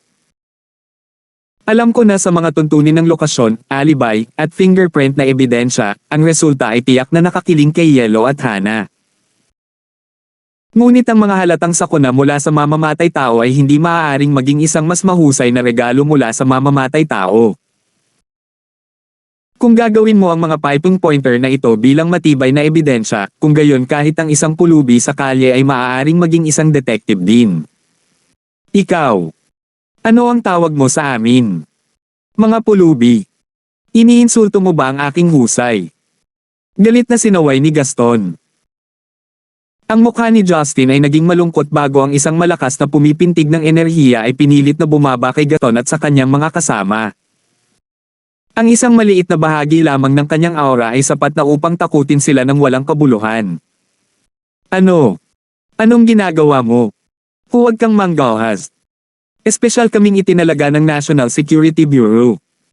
Napamura si Gaston dahil sa takot. Ngumisi si Justin ng nakakatakot habang sinabi niya, "Okay, mas masunurin ako sa mga araw na ito at sinabi sa akin ng asawa ko na dapat ako ang palaging mas malaking tao at huwag na lang sa karahasan. Ngunit marami sa inyo ang sumusubok sa aking limitasyon, kaya gusto kong tanungin kung maaari kang maging mas kagalang-galang, responsable, at maalalahanin sa aking asawa." Ang susunod na taong sumigaw, hindi ko nasisiguraduhin na muli silang bumubulong. Ang halatang banta laban sa pulis ay nasa isang makapal, nakakabagabag na tono, at karaniwang nag-uudyok ng tugon, ngunit sa halip ay hinayaan ang maingay at walang pakundangan ng mga opisyal na mabilis na tumango ng sabay-sabay. Sa panonood kung paano nagkaayos si Gaston at ang kanyang mga kasama, maraming pulis ang natakot ngunit tuwang-tuwa rin nang makita silang nakayuko. Ang mga tiktik na ipinadala ng punong tanggapan sa ilalim ng dahilan na itinalaga ng gobyerno, ay nang-aapi sa istasyon ng pulisya. Ligtas na sabihin na ang mga pulis ay hindi tagahanga ng mga detective na ito. Maaaring ang Karina ay anak ng dakilang Collins clan, ngunit gayunpaman ay hindi kilala ng karamihan, sa kabila ng kanyang background ay mahigpit na limitado sa mga puwersang militar. Nakita ni Marian si Justin na lumalapit sa kanyang pagtatanggol at agad na napanatag. Ang kanyang puso ay umaagos sa isang mainit at malabong pakiramdam. Sa kabila ng kanyang nakasanayan na nakakainis at walang hiya ng mga kalokohan, palagi siyang maaasahan sa mga kritikal na sandali tulad nito. Maraming mga pagkakataon, ang isang babae ay maaaring kailangan lamang ng isang dahilan upang kamuhian ang isang lalaki, ngunit ang kabaligtaran ay totoo rin. Hindi nagtagal, lumingon ang lahat kay Justin habang hinihintay nila ang kanyang desisyon para sa kanilang susunod na hakbang. Lumingon si Justin kay Karina. "Karina, nasaan ang katawan ni Yvonne? May kailangan akong kumpirmahin para sa sarili ko." Natarante si Karina ngunit mabilis na napatango nang sabihin niya, "Dadalhin kita sa kanya sa forensics department." Maaaring kailanganin siyang dalhin sa morgue sa lalong madaling panahon, ngunit ang mainit na panahon ay mas mabilis na nabubulok ang katawan. Tumango si Justin bago siya mapansing lumingon kay Marian. "Keep her company." Pagdating ng mga abogado dito, humiling ng piyansa. "Tawagan mo ako kung meron." Malinaw na walang pagkakaiba si Marian dahil wala siyang interes sa mga bangkay o sa morgue. Pagkatapos ay dali-dali niyang i-dial ang numero ni Lawyer Sawyer. Sumunod ng malapit kay Karina, pumunta si Justin sa autopsy room sa core ng police station. Sa loob, nakaalis na ang forensic specialist at nakahiga na ang bangkay ni Yvonne sa operation table. Sa ilalim ng malamlam na mga ilaw sa pagpapatakbo, sa malamig at may kintab na slab ng metal, ang bangkay ni Yvonne ay hindi gumagalaw. Tinakpin siya ng manipis na piraso ng plastik. Dahan-dahang lumapit sa bangkay si Justin, binuksan ang plastik na takip, at inilantad ang katawan ni Yvonne sa malamig na hangin. Kahit na alam niyang isa itong bangkay na walang buhay na nakahandusay sa harapan nila, ngunit ngayong nag-iisa na siya kay Justin na hubot-hubad ang katawan, medyo napahiya si Karina. Idineklara ng forensics na sirang ugat ang sanhi ng kamatayan, at ang sugat ay brutal. Ngunit narito ka kaya sa palagay ko ay maaaring may ibang dahilan kung bakit ka naghihinala. Umiling si Justin. Hindi, ang pumatay sa kanya ay ang fruit knife. Pero baka may iba pa sa katawan niya bukod sa sugat na iyon. Habang nagpapaliwanag sa sarili, inabot ni Justin ang kanyang kamay at hinaplos ang laman sa pagitan ng kanyang mga binti. Napabuntong hininga si Karina sa paghamak bago niya hinawakan ang kamay ni Justin. "Bakit? Kailangan mo ba siyang hawakan doon?" Napatulala si Justin ngunit humagalpak ng tawa matapos mapagtanto ang kanyang iniisip. "Karina, kahit malabog ako, wala akong gagawin ngayon sa isang patay, di ba? Gusto ko lang malaman kung may isa pang sugat." "Isa pang sugat?" Naguguluhan si Karina ngunit nagpa siya pa ring sumama sa pangangatwiran ni Justin habang nangungulit bakit nasa ganoong posisyon ang sugat. Eksakto dahil walang sino man ang mag-aakala na may sugat na tatamo doon, kaya naman nagpa siya akong pumunta mag-isa sa katawan, ngunit dahil sa sensitivity ng partikular na hiyon. Kinailangan kong maghintay hanggang mawala ang lahat bago ako makapunta. Dahan-dahang nagpaliwanag si Justin habang sabay na pinaghiwalay ang walang buhay na pares ng mga paa ni Yvonne para sa sapat na liwanag na masisira sa mga innards ng kanyang mga hita. Hindi gaanong kumbinsido si Karina pagkatapos ng kanyang pangangatwiran, ngunit dahil sa kuryosidad ay nagpa siyang sumilip. Nang bumagsak ang tingin ni Karina sa pagitan ng mga hita ni Yvonne, sa paligid ng mga gilid ng kanyang panloob na hita mula sa mga hangganan ng kanyang pubic region, nanlaki ang mga mag-aaral ni Karina dahil sa gulat. Mayroong dalawang maliit na butas na may bahid ng dugo sa mga may kulay na rehiyon, nang walang detalyadong pagsusuri ay madaling makaligtaan ng isa ang gayong mahalagang ebidensya. Gayunpaman, kung ito ay nauugnay sa kanyang pagkamatay ay hindi pa matukoy. Ito. Namumula ang ekspresyon ni Justin. Paano yan, nakikita mo? Oo. Tumango si Karina bago niya itinaas ang kanyang ulo, ang totoo, anong uri ng pinsala ito? Parang isang kagat ng ahas, ngunit ang mga marka ay bahagyang mas malalapad kaysa sa karaniwang ahas. 876. Napabuntong hininga si Justin bago niya tinapik ang ulo ni Karina. You little idiot. Mga kagat ng vampira iyan. Tinatawag nila ang kanilang sarili na lahi ng dugo. Noon, sinabi ko sa iyo na mayroong maraming hindi kapani-paniwalang malalakas at nakatagong kapangyarihan sa mundo. At kabilang sa mga ito ang dalawang dibisyon ng lahi ng dugo. Nakilala ko talaga sila noong araw. Namilipit si Karina sa kinatatayuan niya. Hindi ba ang mga vampira ay sumisipsip ng dugo mula sa mga leeg? Bakit sila kakageten? Ang mga mapanghimagsik na lugar.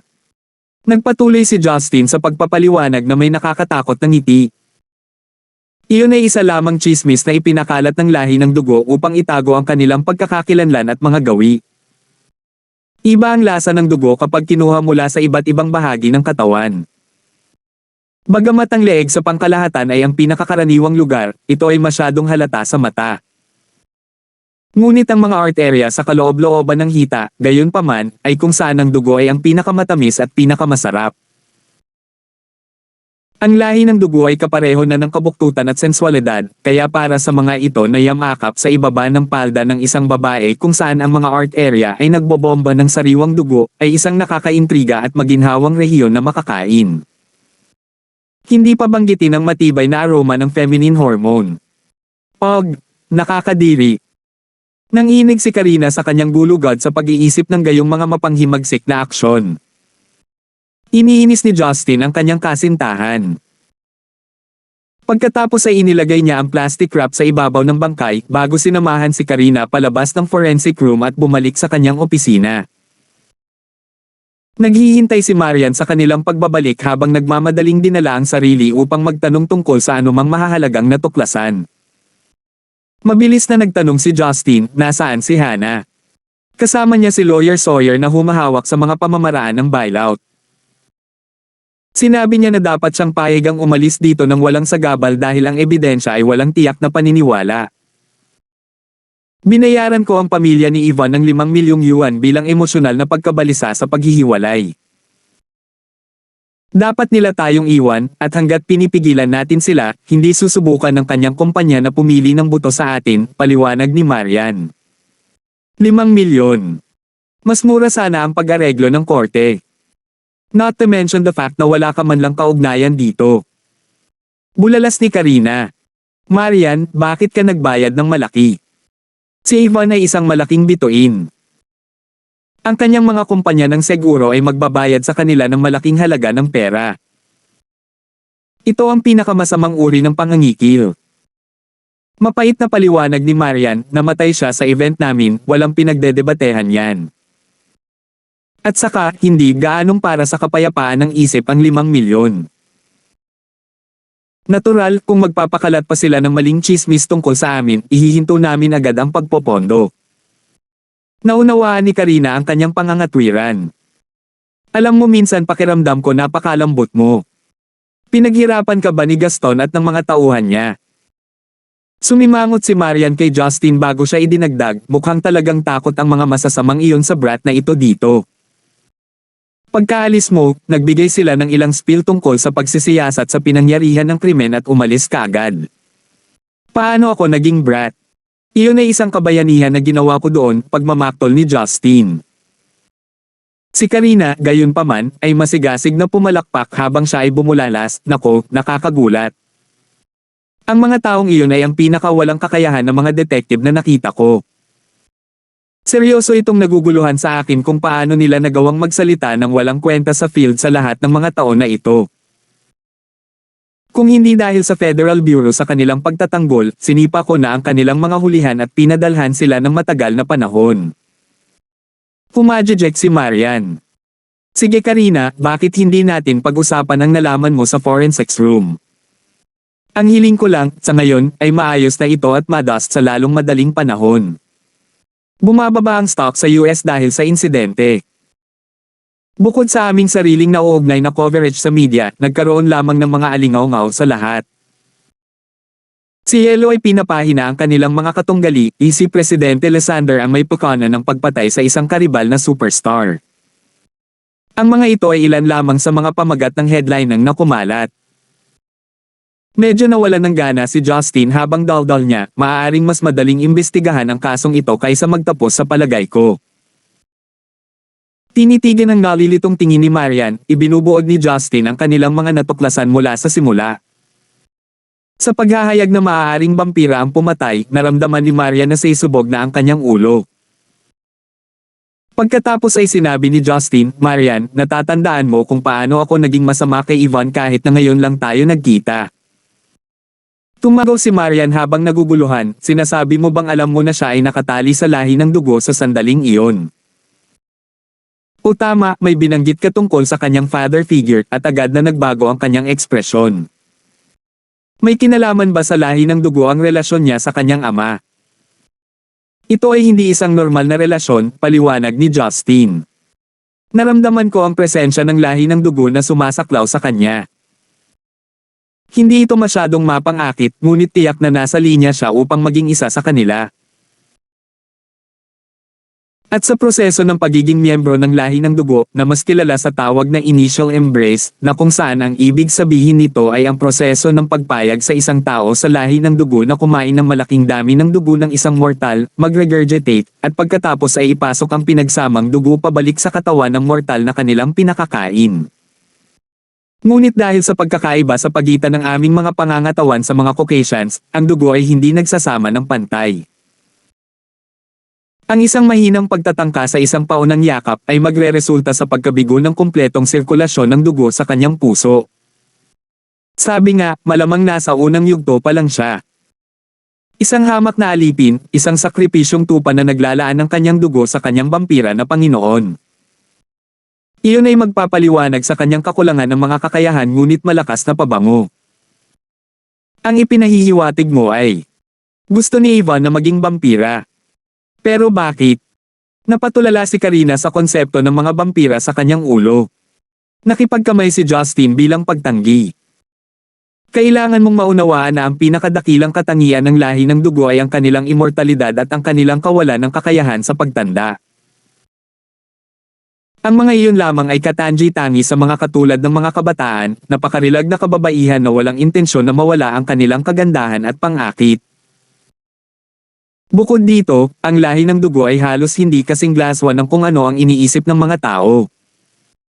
Maliban sa iilan na napapagod na sa kanilang walang hanggang kalakasan at gustong magulo, ang iba sa kanila ay halos nag-iisa.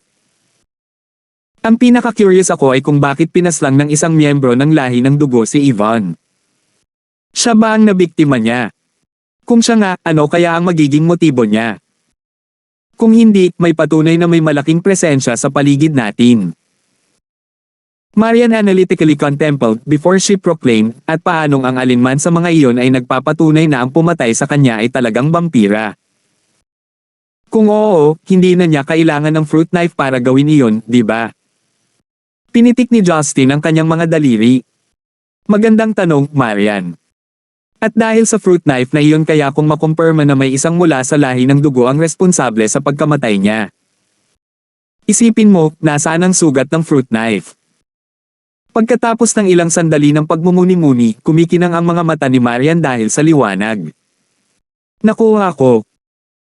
Ginamit niya ang fruit knife para itago ang sugat na malapit sa art area na nagpapanatili naman ng mga sugat sa kagat na natatakpan ng isang kakatwang pagwawasak ng peklat. Eksakto. Kadalasan, kapag may makeup na inilapat sa leeg, ang isang nakatagong sugat ay madaling matukoy ng forensics team. Ngunit sa pagkakataong ito ang salarin ay gumamit ng isang panlilinlang ng purong henyo, at malalampasan ito hanggang sa mapalitan ang kanilang labis na kumpiyansa dahil iniwan nila ang nakatagong peklat sa pagitan ng kanyang mga hita. Isang matamis na ngiti ang pinakawalan ni Justin. Kung ganoon nga, bakit ang mga fingerprint ni Hannah sa fruit knife? Tanong ni Karina. Sumagot si Justin, ang lahi ng dugo ay walang kahirap-hirap na nabiktima ng mga tao dahil sa kanilang dati ng kakayahang magdulot ng mga guni-guni. Siguradong kontrolado si Hannah sa sandaling pumasok siya sa dressing room at ginawa ang itinuro sa kanya. Dinampot niya ang fruit knife, inihagis sa sopa, at nabalik lang sa katinoan kapag nawala ang lalaki. Dahil dito, epektibong naging scapegoat si Hannah, at lahat ng krimen ay nailipat na sa kamay ng Yellow International. Sina Marian at Karina ay nagkatinginan sa isa't isa, tila naiintindihan ang sitwasyon sa isa't isa. Nakakainis ka. Kung alam mo sa lahat ng ito na may kakaiba kay Yvonne, bakit hindi mo sinabi sa akin ng harapan? Kung bibigyan mo ng kaunting pansin ay maaaring nagtagumpay siya ngayong gabi. Inilabas ni Marian ang kanyang pagkadismaya sa kanyang asawa habang hinahampas niya ito sa likod. Ngumiti ng mapait si Justin. Ibig kong sabihin. Mahal, pinangarap ng mga tao sa lahat ng dako na maging miyembro kahit na sila ay isang mababang laman na alipin. Talagang walang anumang labis na kasuklam-suklam sa kanyang presensya maliban sa kanyang makasariling personalidad. Hindi ba iyon ang dahilan kung bakit ka nagalit noong una? Wala kang pakialam kung buhay pa siya. At saka, ikaw lang ang nasa puso ko, wala nang puwang para sa ibang babae. Paf, iyon na siguro ang pinakahalatang kasinungalingan na narinig ko. Lalong inilibot ni Marian ang kanyang mga mata sa kanya. Gayunpaman, ang marinig ang pananalitang iyon sa tabi mismo ni Karina ay nagdulot sa kanyang pakiramdam ng lubos. Para naman kay Karina, nakikinig kay Justin na walang kwentang daldal sa kanyang tabi, hindi niya maiwasang bigyan siya ng mahigpit na kurot sa baywang. Alam na alam niya ang kanyang posisyon bilang pangatlong gulong, iyon na ang pinakamalayo na magagawa niya upang mailabas ang kanyang galit. Sabay-sabay na natawa si Justin sa nahihiyang reaksyon ni Marian, habang inaalo si Karina sa likod ng kanyang kamay, sinusubukan ang kanyang makakaya na pigilan ang mga amber sa magkabilang dulo. Kung ang pakikitungo lang sa mga relasyon ay kasing dali ng pagduwelo sa mga halimaw at hayop. Tandang pananong. Naisip niya. Ang sanhi at ebidensya ay maaaring natapos na, ngunit iyon ay simula pa lamang ng kanilang mga problema. Sino kaya ang lalaking ito, para patayin muna si Yvonne, pagkatapos ay i-frame ang kumpanya natin? Dismayadong tanong ni Marian. Pinag-isipan ito ni Justin. Iyon ang bahagi kung saan kailangan nating hanapin ang salarin pagkatapos ang lahat ay mahuhulog sa lugar. Justin, sigurado akong may plano katulad na lagi mong ginagawa, di ba? Tanong ni Karina na may pananabik. Awkward na sumagot si Justin, gagawin ko na sana ito kung kaya ko. Sa abot ng aking makakaya, tiyak na masusubaybayan ko ang kanilang pabango. Ngunit ang problema ay hindi ko alam kung saan ako magsisimula. Ang lahi ng dugo ay nagagawang tumakbo sa iba't ibang lugar ng mas mabilis kaysa sa nakikita ng mata ng tao. Ang paghahanap sa kanya ay parang paghahanap ng karayom sa isang haystack. Kahit na kung saan ako magsisimulang isang Diyos, hindi ko alam. Medyo nasara ng loob si Marian nang sabihin niya, kung kahit na ang mga katulad mo ay naubos na ang lahat ng ideya, wala nang pagkakataon para mahanap natin ang mamamatay tao. Hindi lang tayo maaaring magsimula ng press conference at sabihin sa lahat na ang pumatay ay isang vampira, ngunit hindi natin siya masusubaybayan, hindi ba? Napakurap-kurap si Justin bago siya pumutok ng malademonyong ngiti. Magtiwala ka, baka wala na akong ideya, ngunit hindi ibig sabihin na wala na tayong magagawa. Kailangan mong malaman na ang lahi ng dugo ay may 6 na paghihigpit. Ang individual na ito mula sa lahi ng dugo ay halatang nilabag ang panuntunang pag-iisa, kaya ang lahi ng dugo ang mismong haharap niyan. Hindi ba iyon magpapadali ng mga bagay para sa atin? 877. Nakita ito ni Justin bilang isang simpleng bagay. Hindi mahalaga kung ang vampira ay miyembro ng SWAT o Camarilla. Kailangan lang niya itong patay. Ang pagkuha sa venture clan na magpadala ng isang tao at alagaan ito ay sapat na. Ang venture ay isang maharlikang angkan sa 13 angkan at ang pinuno rin ng Camarilla. Ang munting pabor na ito sa kanya ay wala. Kung tutusin, nailigtas niya ang buhay ni Sarge Ras at Lilith noon. Nag-email si Justin kay Lilith gamit ang computer ni Karina. Hindi siya naglakas loob na tawagan siya dahil sa dati nilang intimacy. Kung may sasabihin si Lilith na hindi nararapat, magalit ito kay Marian at kailangan niya muling humingi ng awa. Naisip ni Justin na sisigot si Lilith sa sandaling matanggap niya ang abiso. Sigurado siyang gagawin ng venture clan ang tamang hakbang. Matapos itong alagaan, umalis si Justin kasama sina Marian at Karina. Si Hannah ay nakalaya na sa piyansa at naghihintay sa labas kasama ang abogado. Si Hannah ay mukhang nabalisa at naawa si Marian sa kanya. Nagsumikap ka ngayon at walang makakapag-predict nito. Ipapauwi kita ng iba. Magpahinga ka. Isang pilit na ngiti ang pinakawalan ni Hannah. Ayos lang. Naghintay ako dito dahil gusto kong magpasalamat. Wala akong ibang ginawa kundi gulo ngayong gabi. Pakiramdam ko napakawalang kwenta ko. Hindi ka. Hindi kita kinukuha kung oo. Huwag mong masyadong isipin iyon. Hayaan mong tumawag ako ng tsuper para sa iyo. No, it's really fine. I don't want to trouble you further. Pinunasan ni Hannah ang kanyang mga luha at sinabing, kaya kung mag-isa ng taxi pa uwi. Magpahinga na kayo. Kailangan pa nating harapin ang media bukas. Pagkasabi nito, kinuha ni Hannah ang kanyang damit at lumabas ng istasyon ng pulis pagkatapos na sumulyap kay Justin ng may pasasalamat. Buntong hininga, naging mahirap ang buhay para sa kanya. Siya ay isang divorcee at kailangan niyang makipag-usap sa pagitan ng pamilya at buhay sa trabaho. Marian, dapat mo siyang bigyan ng promosyon. Pinisil ni Karina ang kanyang pisngi. Binigyan siya ni Marian ng isang side eye. Mas mataas ang sweldo niya kaysa sa iyo. Inilabas ni Karina ang kanyang dila. Alam kong ikaw ang pinakamabait, hehe. Ang mga mata ni Justin ay kuminang saglit at ngumiti siya na parang walang nangyari. Bumalik na rin tayo, baka mag-alala si nanay at ang iba pa. Okay lang si Marian, ngunit kinailangan niyang talakayin ang insidente sa abogado at kung paano muna nila haharapin ang mga legal na usapin sa hinaharap. Sa wakas, umalis sila sa istasyon ng pulisya pagkatapos magpaalam kay Karina. Ang lungsod ay kalmado pa rin sa gabi dahil ang balita ng pagpatay ay hindi pa laganap. Makalipas ang 20 minuto, sa kanto ng isang lumang kalye sa Stonegate, isang taxi ang nakitang humihinto. Hindi mahirap sumakay ng taxi dahil laging may mga taxi sa isang malaking lungsod tulad ng Stonegate. Bumaba ng taxi si Hannah pagkatapos magbayad at naglakad pa uwi. Ayaw niyang gisingin ang kanyang pamilya kaya pinakiusapan niya ang driver ng taxi na ihatid siya sa mas malayong lugar. Malapit sa Old Town ang bahay niya kaya maliban sa mga high school students na magpapakita sa umaga at hapon, wala talagang ibang tao pagkatapos ng 10:00 ng gabi. Ang kanyang isip ay puno ng mga pag-iisip at siya ay nagsimulang maging maganang ulo mula rito. Napaka-overwhelming ng lahat ng nangyari ngayon, gusto niya lang matulog at kalimutan iyon. Huminto sa paglalakad si Hannah nang makarating siya sa ilalim ng ilaw ng kalye. May anino ng isang tao sa harapan niya. Namanhid na itinaas ni Hannah ang kanyang ulo at tumingin sa taong nakaharang sa kanyang daraanan. Isa itong matangkad at magulo na lalaking Caucasian, nakasuot ng itim na t-shirt na may itim na maong. Pinasadahan siya ng lalaki dahil mas matangkad ito sa kanya. Ang kanyang mga mata ay hangkag na parang isang malalim na bakanting hukay ng kawalan ng pag-asa.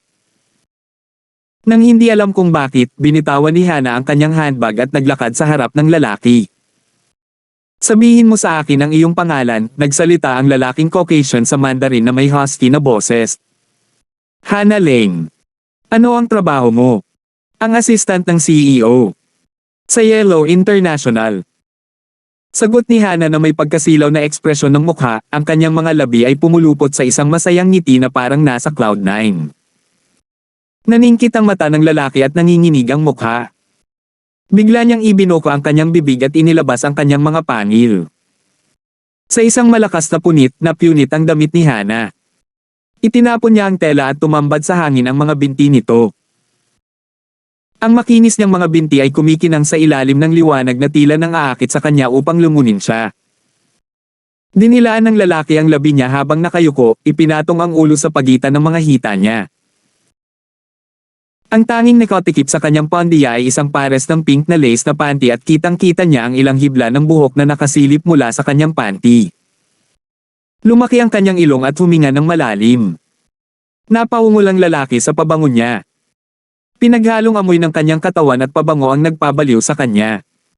Si Hana ay nakatayo doon, walang kamalay-malay sa mangyari. Ang kanyang mga mata ay mapurol at hindi tumutugon. Matapos maamoy ang kanyang pabango saglit, kumikinang ang mga mata ng lalaki at ibinuka niya ang kanyang bibig para mabutas ang daluyan ng dugo niya. Sa eksaktong pagkakataong ito, may isang taong bumunggo sa kanya at lumipad siya ng ilang metro sa ilalim ng impact. Boom! Isang malakas na ingay ang narinig nang bumagsak siya sa lupa. Pero bago pa man siya makaganti, isang lalaking naka-white shirt ang sumulpot sa tabi niya at muli siyang sinipa. Boom! Sa pagkakataong ito, gamulong ang vampirang 50 metro o higit pa sa kabilang kalye at bumangga sa isang lumang simbahan. Bagamat napakalakas ng impact, mabilis siyang nakabawi dahil isa siyang vampira. Nabawi niya ang kanyang lakas at inilabas ang kanyang mga pangil habang sumisigaw, "Sino nandyan?" Si Justin ay nakatayo sa tabi ni Hana na nasa bulsa ang mga kamay. Si Hana ay unti-unting gumagaling mula sa hypnosis. "Ayos ka lang ba?" Nakangiting tanong ni Justin. Nagulat si Hana nang makita siya ngunit napasigaw siya makalipas ang ilang segundo nang mapagtanto niya kung bakit malamig ang pakiramdam doon. Tumakbo siya palayo kay Justin at nagtago sa isang sulok habang nakayakap ang kanyang mga braso sa kanyang tuhod. Masama ang loob ni Justin para sa kanya. Hindi siya nakialam kanina dahil hindi siya 100% sigurado sa pangyayari. Kung nagpakita siya na mas maaga, hindi mawawala ang damit niya. Tumakbo ang vampira patungo kay Justin na nakakulot ang mga daliri. Malinaw na tinutukan niya ang kanyang mga mata. Hindi naabala si Justin sa kanyang pag-atake. Hindi man lang siya nag-abalang tanggalin ang mga kamay niya sa bulsa. Sa isang mahinang lukso, sunod-sunod niyang sinipa ang vampira. Boom boom! Parehong tumama ang dalawang sipa sa kanyang dibdib at halos maduraj ang kanyang puso sa lakas. Ang vampira ay dumura ng dugo at gamulong sa lupa, hindi na makabangon dahil sa kanyang mga sugat. Lumapit sa kanya si Justin at tinapakan ang kanyang dibdib habang nakangisi. "Sadly, I am not a vampire so I can't hypnotize. I can only question you in the easiest and most brutal way. Okay, why don't you tell me your name and where are you from, Mr. Vampire?" 878. Sino? Sino ka? Napaungol sa hapdi ang vampira. Mas malakas siyang sinipa ni Justin at lalo siyang umungol. Ang mukha ni Justin ay malamig sa yelo. "Ako ang magtatanong dito." Ang pagkabigong sumagot ay automatikong dahilan ng kamatayan. "Personal kong dudurugin ang iyong puso sa kapayre piraso." Matindi ang tingin sa kanya ng lalaki at inilabas ang kanyang mga pangil ngunit hindi ito naapektuhan ni Justin. Si Justin ay nagpilit na parang bundok. Isang hakbang at halos hindi na makahinga ang vampira. Kaya pinili niyang magkompromiso sa pamamagitan ng pagbawi ng kanyang mga pangil. "Ako si Mourinho.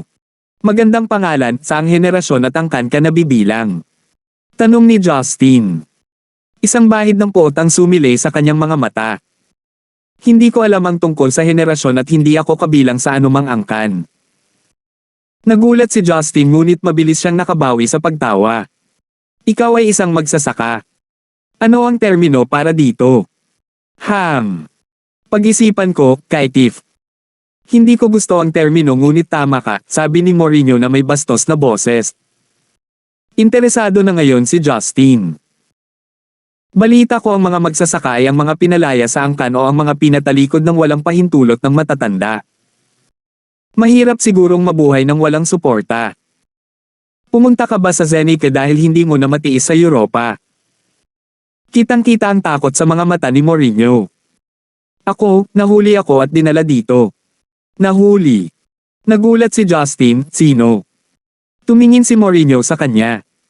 Napakalakas mo at alam kong hindi ako magkakaroon ng pagkakataon laban sa iyo. Ngunit maaari mo bang ipaalam sa akin kung papatayin mo ako bago mo itanong ang lahat ng mga tanong na ito? Ayokong mag-aksaya ng lakas sa pagsagot kung mamamatay ako sa bandang huli. Napakamot ng ulo si Justin. Isa kang matalinong vampira. Sige, hindi kita papatayin kung sasagutin mo lahat ng tanong ko. Pagkasabi nito, itinaas ni Justin ang kanyang mga paa upang hayaang tumayo si Mourinho. Ang mga sugat ni Mourinho ay gumaling na, salamat sa kanyang kakayahan sa pagpapagaling sa sarili. Ngunit nanatili siyang tahimik at inalis ang alikabok. Ang pagtakas ay hindi isang opsyon. Kaya ngayon, sagutin mo ang tanong ko. Sino ang bumihag sa iyo? Bakit mo sinubukang patayin si Hannah Lane? Napatay mo ba si Ivan? Sabi ni Justin. Natigilan si Mourinho sa una at napabulalas siya, Patayin si Ivan. Paanong posible iyon? Pinaghihiganti ko siya. Naguguluhan si Justin. Magpaliwanag. Kumunat ang noo ni Mourinho. Parang may na-realize din siya. Hindi ko alam kung paano sasagutin ang unang tanong pero alam kong Zenica ang nakahuli sa akin. Ako at ang ilang iba pang vampira ay dinala sa laboratorio pagkatapos mahuli. Sa tingin ko ay hinahabol nila ang ating dugo at may isang beses na kumuha sila ng maraming dugo mula sa akin at akala nila ay patay na ako. Kaya tinilibing nila ako sa ilalim ng lupa at nakatakas ako. Para sa pangalawang tanong, tulad ng sinabi ko kay Luke, ang aking pinakamagaling ay narinig ko. Na siya ay pinatay ng isang babaeng tinatawag na Hannah kaya naman sinubukan kong patayin siya. Biglang may naalala si Justin. Lab. Baka biochemistry lab ni Braden. Mukhang kapani-paniwala para sa kanya na magsagawa ng mga eksperimento gamit ang dugo ng vampira. Ang dahilan kung bakit niya pinili ang mga magsasaka ay marahil dahil walang nagmamalasakit sa kanila at ang kanilang pag-iral ay hindi naitala. Hindi nakakagulat na ang mga clone na nilikha ni Braden ay may mahusay na kakayahan sa pagpapagaling sa sarili. Dapat ay nakuha niya ang mga ito mula sa ibang species. Siguradong mahirap talunin si Braden. Kumunat ang noo ni Justin. Masyado kang pabaya, maaari mong gamitin ang hypnosis para tanungin si Hannah kung talagang pinatay niya si Ivan. Masasabi kong siguradong hindi siya iyon kundi isa pang vampira. Si Hannah ay inosente. Nanlaki ang mata ni Mourinho sa gulat. Talaga? Nasa kamay ko ang buhay mo. Bakit ako magsisinungaling? Nag-isip sandali si Mourinho at tumango. May tiwala ako sa'yo. Ang mga makapangyarihan ay may kanya-kanyang prinsipyo. Alam kong mahina ako kumpara sa'yo pero mahahanap mo ba ang bastard para sa akin? Gusto kong durugin ang puso niya gamit ang sarili kong mga kamay. Maaaring hindi ko pa naging babae si Ivan pero akin na siya. Curious na tanong ni Justin, bakit mo siya pinili? Halatang gusto niyang maging vampira para lang mapanatili ang kanyang kabataan. Lamambat ang tingin ni Mourinho. Kinuha niya ako sa mga pinakamasama kong panahon. Hindi siya natatakot sa akin. Noong sinipsip ko ang kanyang dugo, ang kanyang tingin ay napakaamo at mainit. Hindi mahalaga kung hindi niya ako mahal. Ang init na naramdaman ko mula sa kanya ay higit pa sa anumang naranasan ko sa loob ng 100 taon. Isang malalim na buntong hininga ang pinakawala ni Justin. Maaaring maniwala ang mga tao na ang mga vampira ay malamig na walang buhay na mga bangkay. Ngunit sa ilalim ng nagyayelong malamig na katawan na iyon ay may pusong tumitibok ng mas malakas kaysa sa masasabi ng karamihan. Natahimik sandali si Justin bago sinabing, Mourinho, hanapin mo ang ibang vampira na nakatago pa rin sa Stonegate. Ang iyong vampire senses ay higit na mabuti kaysa sa akin. Kung mahanap mo siya at hindi mo siya maibaba, ipaalam ka agad sa akin sa Paradise Villas. Siyempre, Kung mamatay ka, ipaghihiganti kita. Mabagsik ang mukha ni Mourinho at tumango siya ng masama bago nawala sa hangin. Nagpakawala ng hininga si Justin bago tumalikod at naglakad patungo kay Hana. Yumuko siya sa harapan niya at sinabing may apologetic voice. I'm sorry for scaring you. I realized he was following but I was hoping to get more evidence and sobrang daming tao sa police station kaya hinayaan ko na lang. Tumangala si Hana habang nanginginig. Ang kanyang mukha ay nabahira ng luha at namumulang mga mata, sinabi niya, sabihin mo sa akin. Sabihin mo sa akin na ito ay isang panaginip. Umiling si Justin. Hindi yun panaginip. Ang mamamatay tao ay vampira at ang taong nakilala natin ngayon ay vampira din. Nahypnotize ka noong ginawa mo ang krimen. Kailangan mong malaman na ang lahat ng ito ay umiiral sa labas ng mga pelikulang pinapanood mo. Karamihan sa mga karaniwang kaalaman na mayroon tayo ngayon ay kakaiba sa nakaraan. Huwag kang mag-alala, nandito ako at poprotektahan kita. Ang kanyang boses ay malinaw at matatag na nagparamdam kay Hana na wala talagang mahalaga. Pinunasan ni Hana ang kanyang mga luha at nagtanong, Justin. Ganito ka ba lagi kabait sa mga babae? Napatulala si Justin. Tara, huwag mo akong kulitin. Lagi akong humihingi ng tawad sa asawa ko sa panliligaw sa ibang babae. Hindi. Umiling si Hana at humajejek. Lahat ng ibang babae maliban sa iyong asawa ay magsasabi na ikaw ay isang mabuting tao. Kinapa ni Justin ang kanyang baba ng awkward, hindi sigurado kung ano ang sasabihin. Ang sabi ba niya natural attracted sa akin ang mga babae? Tandang pananong. Isip niya. Pagkatapos ay tinampol niya ang kanyang noo nang makita niyang hindi makatayo si Hana. Nakayakap siya sa kanyang mga hubad na binti kaya iminungkahi ni Justin, bakit hindi mo isusuot ang pantalon ko? Madilim pa rin, walang makakapagsabi na nakasuot ka ng pantalon ng lalaki. Inalis ni Justin ang kanyang sinturon at hinubad ang kanyang pantalon, naiwan lamang ang kanyang mga boksingero. Pinagmasdan siya ni Hana na hinubad ang kanyang pantalon at nagsimula na naman itong humagulgol nang iabot nito sa kanya ang pantalon. Napatulala si Justin. Ano ang problema ngayon? Tandang pananong. Naguguluhang isip niya. Nasurpresa ba kita sa pagtanggal ng pantalon ko? Dapat kanina mo pa sinabi, isusuot ko yan kaya wag ka nang umiyak. Tumibok ang ulo ni Justin at tumayo siya para isuot ang kanyang pantalon. Nang gagawin niya iyon, biglang tumayo si Hana. Wala siyang pakialam sa katotohanan pareho silang nakahalfubad at ang tanging harang sa pagitan nila ay ang kanilang underwear. Maluha-luha, mahigpit na niyakap ni Hana si Justin, ang mga braso nito sa leeg nito. Sa susunod na sandali, iginalaw niya ang kanyang ulo upang iposisyon ang kanyang malambot na labi sa kanyang 879. Mabilis na nangyari ang halik kaya nahuli si Justin na hindi nakahanda. Naramdaman lang ni Justin ang kanyang mukha sa mukha niya.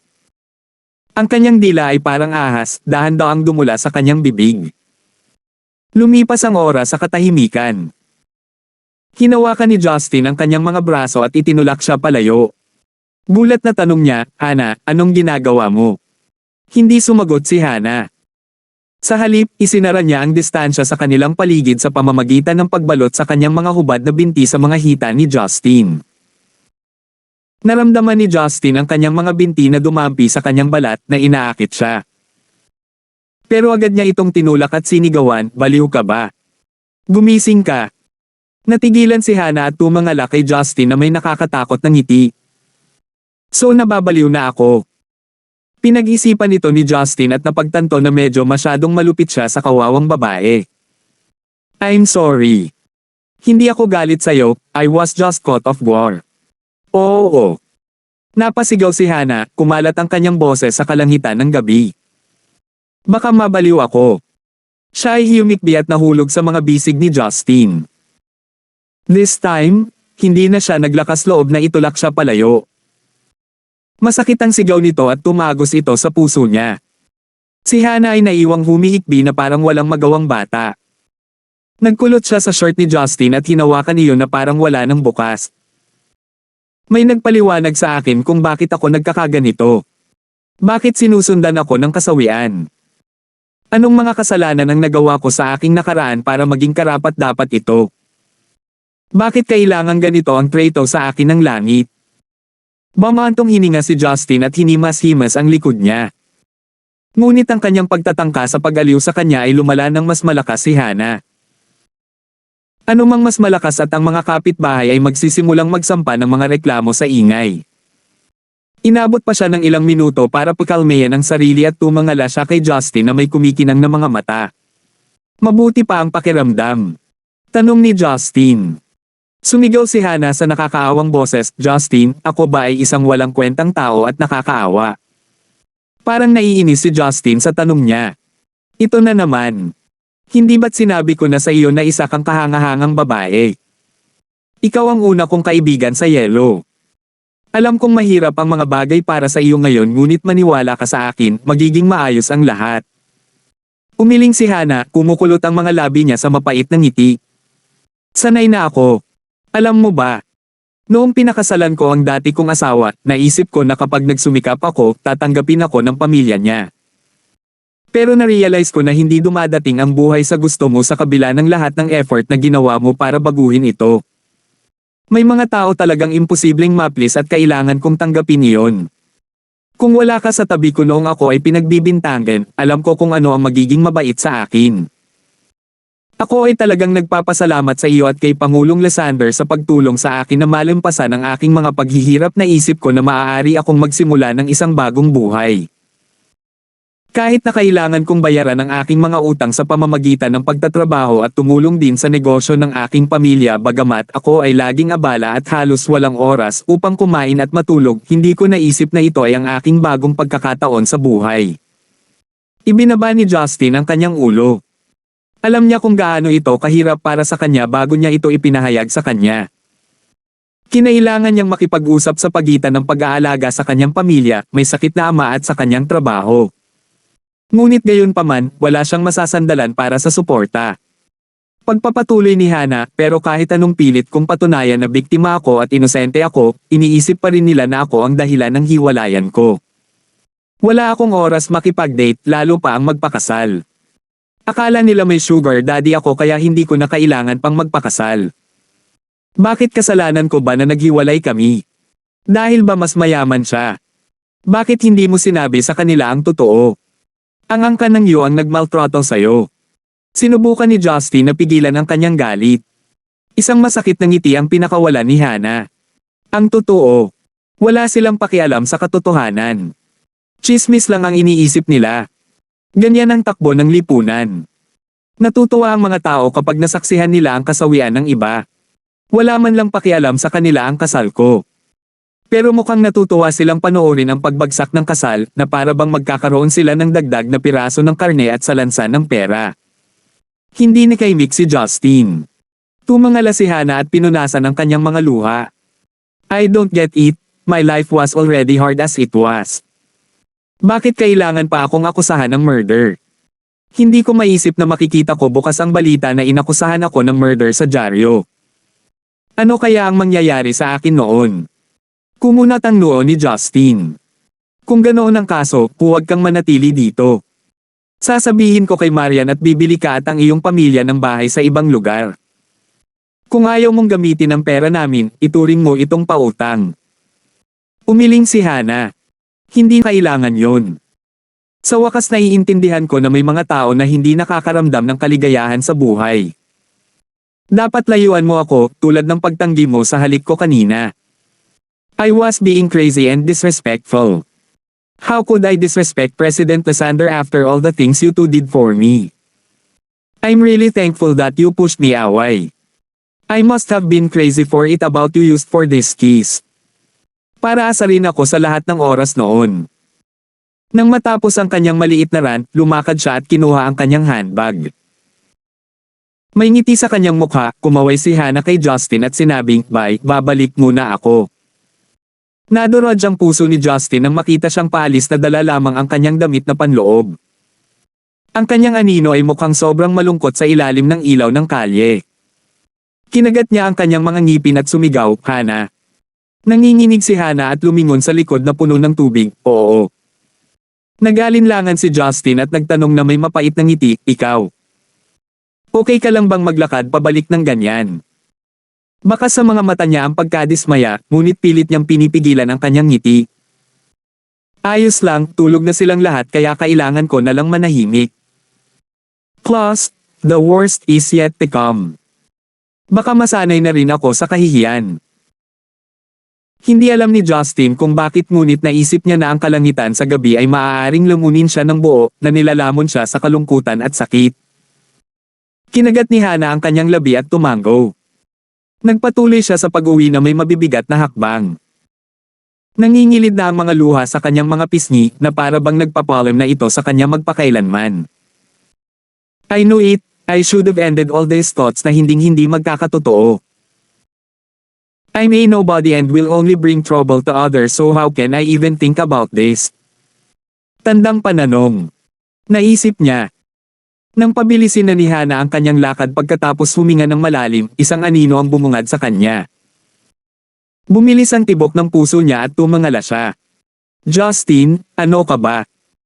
Walang ekspresyon, si Justin ay nakatayo sa kanyang harapan at nakatitig sa kanyang mga mata. Hindi siya umimik. Sa halip, ibinuka niya ang kanyang mga braso para yakapin siya ng mahigpit.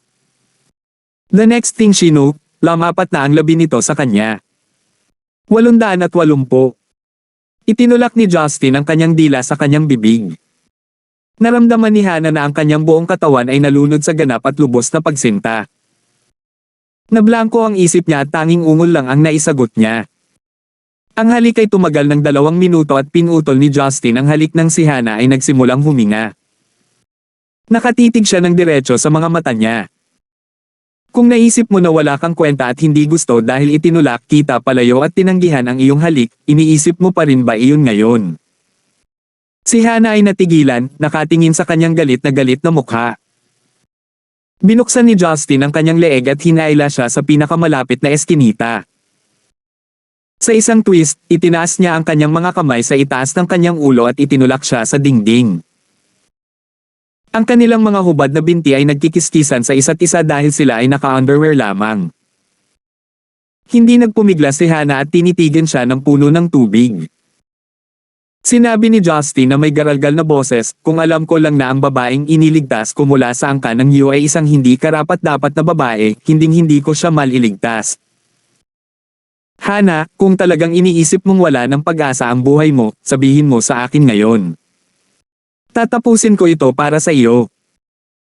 Huwag kang magkamali, walang kabuluhan sa akin ang pagkitaw sa buhay ng ibang tao. Bukas ng umaga, hindi ka maniniwalang vampire na isang babae ang maniniwala sa pagpatay sa kanya. Isa na gumawa nito. Tatrato ka ng mga tagahanga ni Ivan na walang katapusan. Ang kanyang mga salita ay parang punyal na tumutusok sa kanyang puso. Nadurog ang puso ni Hana. Huminga siya ng malalim bago pumikit. Di nagtagal, binuksan niya ang kanyang mga mata at tumingin kay Justin na may masalimuot na tingin. Justin. Kung talagang masama ako pero ayaw kong mamatay kaagad, pwede bang huwag mo akong patayin? Bulong ni Hana. Malamig na sinabi ni Justin, depende iyan sa kung gaano kakasamaan. Si Hana ay nagpakita ng isang mapang-akit na ngiti na lumapit kay Justin. Hinalikan niya ang baba nito at dinilaan ang mga balbas nito gamit ang malambot nitong dila. Paano kung sabihin kung gusto kitang akitin kahit alam kong pinagtaksilan ko si President Lysander? Tumaas ng ilang degree ang kapaligiran sa kanilang paligid. Naramdaman ni Justin ang hangin sa kanilang paligid na nagpump adrenaline sa kanya. Tila pinakawalan ni Hana ang lahat at isinuko ang sarili sa pagnanasa. Sa pagkakataong iyon, ang gusto na lang niyang gawin ay makipagmahalan sa lalaking nasa harapan niya. Ang moral at dignidad ay lumabas sa bintana. Ano ang magagawa ng moral at dignidad para sa kanya kung ang mundo ay gumuho sa paligid niya? Sa halip na magpakawala sa awa sa sarili at sumuko sa kanyang kalungkutan, pinili niya ang pinakamabaliw na paraan upang ipahayag ang kanyang tunay na pagnanasa. Masumpa man siya at itakwil ng iba, hindi niya pinagsisisihan ang pagsunod sa puso niya. Dahan-dahan niyang ipinahid ang kanyang mga binti sa mga hita ni Justin. Ang makinis na sensasyon ay nagpasigla sa kanyang utak na pumukaw sa kanya. Natigilan siya saglit habang nilaipad niya ang kanyang mga paa malapit sa kanyang pondiya. Namula ang mukha ni Hana at ang kanyang puso ay tumitibok ng 1,000,000 milya kada oras. Siya ay naging mas bastos sa ilalim ng pagpapasigla ng malalakas na pheromones na lumalabas mula kay Justin. Na-arouse ka na. Pakiramdam ko ay lumalaki ito, mabilis na bulong ni Hana na may pagmamalaki na ekspresyon habang kagat-kagat ang kanyang labi. Ang katapangan mo. Lagi akong matapang. Dinila ni Hana ang kanyang mga labi at nagmumungkahi na tumingin sa kanya. Hindi lang ako nahirapang akitin ng isang lalaking may asawa na tulad mo. Hinahamon mo ba ako? Napangiti si Justin. Iangat ni Hana ang kanyang ulo at mahinang sinabi, siguro. Hindi ito ang unang pagkakataon na hinawakan niya ang kanyang mga binti. Sa katunayan, minsan na niyang hinawakan ang mga ito sa kanyang itim na medyas noong magkasama pa sila sa Departamento ng Relasyon sa Publiko. Ngunit sa sandaling ito, kusang loob niyang inaakit siya ng kanyang mga binti. Hindi naisip ni Justin na kakayanin pa niya ito. Ang kanilang marubdob na paghalik ay nagpadala sa kanya sa gilid ng walang pagbabalik. Sinabi ni Justin sa kanyang sarili na hindi niya siya maaaring tanggihan. Kung gagawin niya, itatapon niya ang sarili sa bangin at tuluyang mapahamak. Alam niyang hindi niya kayang labanan ang tukso. Sa susunod na segundo, umungol siya at pinuntahan ito. Nag-iwan siya ng mga marka sa mukha nito at bumaba ang mga kamay nito sa katawan niya, hinahaplos ang dibdib at puwitan. Tumango si Hana bilang tugon. Ito ay musika sa kanyang pandinig. Sa wakas, hindi pa nakontento si Justin sa paghalik at paghawak lang. Inikat siya nito at pinasandal siya sa dingding.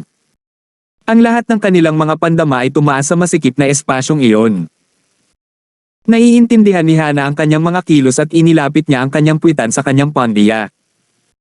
Basang-basa na siya sa pagkapukaw. Dahil ang tanging hadlang sa pagitan nila ay ang kanilang mga panloob, mas madali ang mga bagay.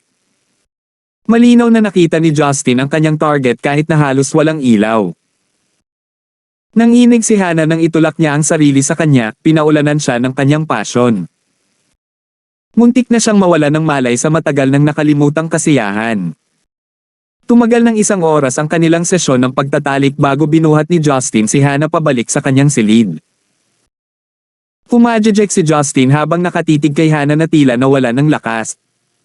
Paano yan? Magtatagal pa sana ako pero pinakawalan kita dahil gumabi na.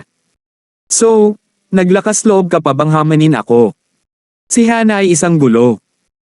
Nawawala ang kanyang underwear at puno ng marka ang kanyang katawan. Ngumuso siya. Iniisip ko lang kung paano ko ipagpatuloy ang paghahaman sa iyo nang hindi nalalaman ng aking amo. Nagulat si Justin bago siya ngumiti ng mapait. Isa ka talagang masama. Walang naka-appreciate noong ako ay isang masunurin na babae kaya bakit ako mag-aalala tungkol sa pagiging isang masamang babae kung ako ay inakusahan ng pagpatay. Pumikit si Hana at tumawa. Napabuntong hininga si Justin. Sige, huwag mo nang masyadong isipin. Uuwi na ako. Mag-aalala sila. Huminto si Hana at bumulong nang lumakad siya malapit sa pinto, salamat. Itinawi ni Justin ang kanyang mga kamay nang hindi lumingon bago siya nawala sa kalangitan ng gabi. Kasabay nito sa simbahang katoliko ng Magdeburg na matatagpuan malapit sa Elbe River, Germany, isang lalaki ang nakatayo sa ilalim ng gintong krus. Bandang gabi noon sa Germany at ang simbahan ay mukhang tahimik mula sa mga bakanteng bangko. Nakasuot siya ng itim na suit na may pulang korbata. Mukha siyang nasa 30s ngunit ang kanyang malalim na titig ay nagpahayag ng karanasang kaakibat lamang ng edad. Ang kanyang mukha ay mapatla at kaakit-akit ngunit nakakatakot. Matagal niyang tinitigan ang eskultura ni Jesus at ngumisi ng masama. Snyder, bakit ka magtago sa harap ni Jesus? Ang sumunod na segundo, isang kalbong Caucasian na lalaking nakasot ang lumuhad sa ilalim ng hagdan. Your Royal Highness, nakatanggap ako ng balita na maaaring may kaugnayan kay Count Draco, walang emosyong sabi ni Snyder. Lumingon ang lalaki at nagtanong, mukhang interesado, o, sa wakas nagpakita na ba ang bata? Salamat po at sinamahan ninyo ako, ingat lagi mga master.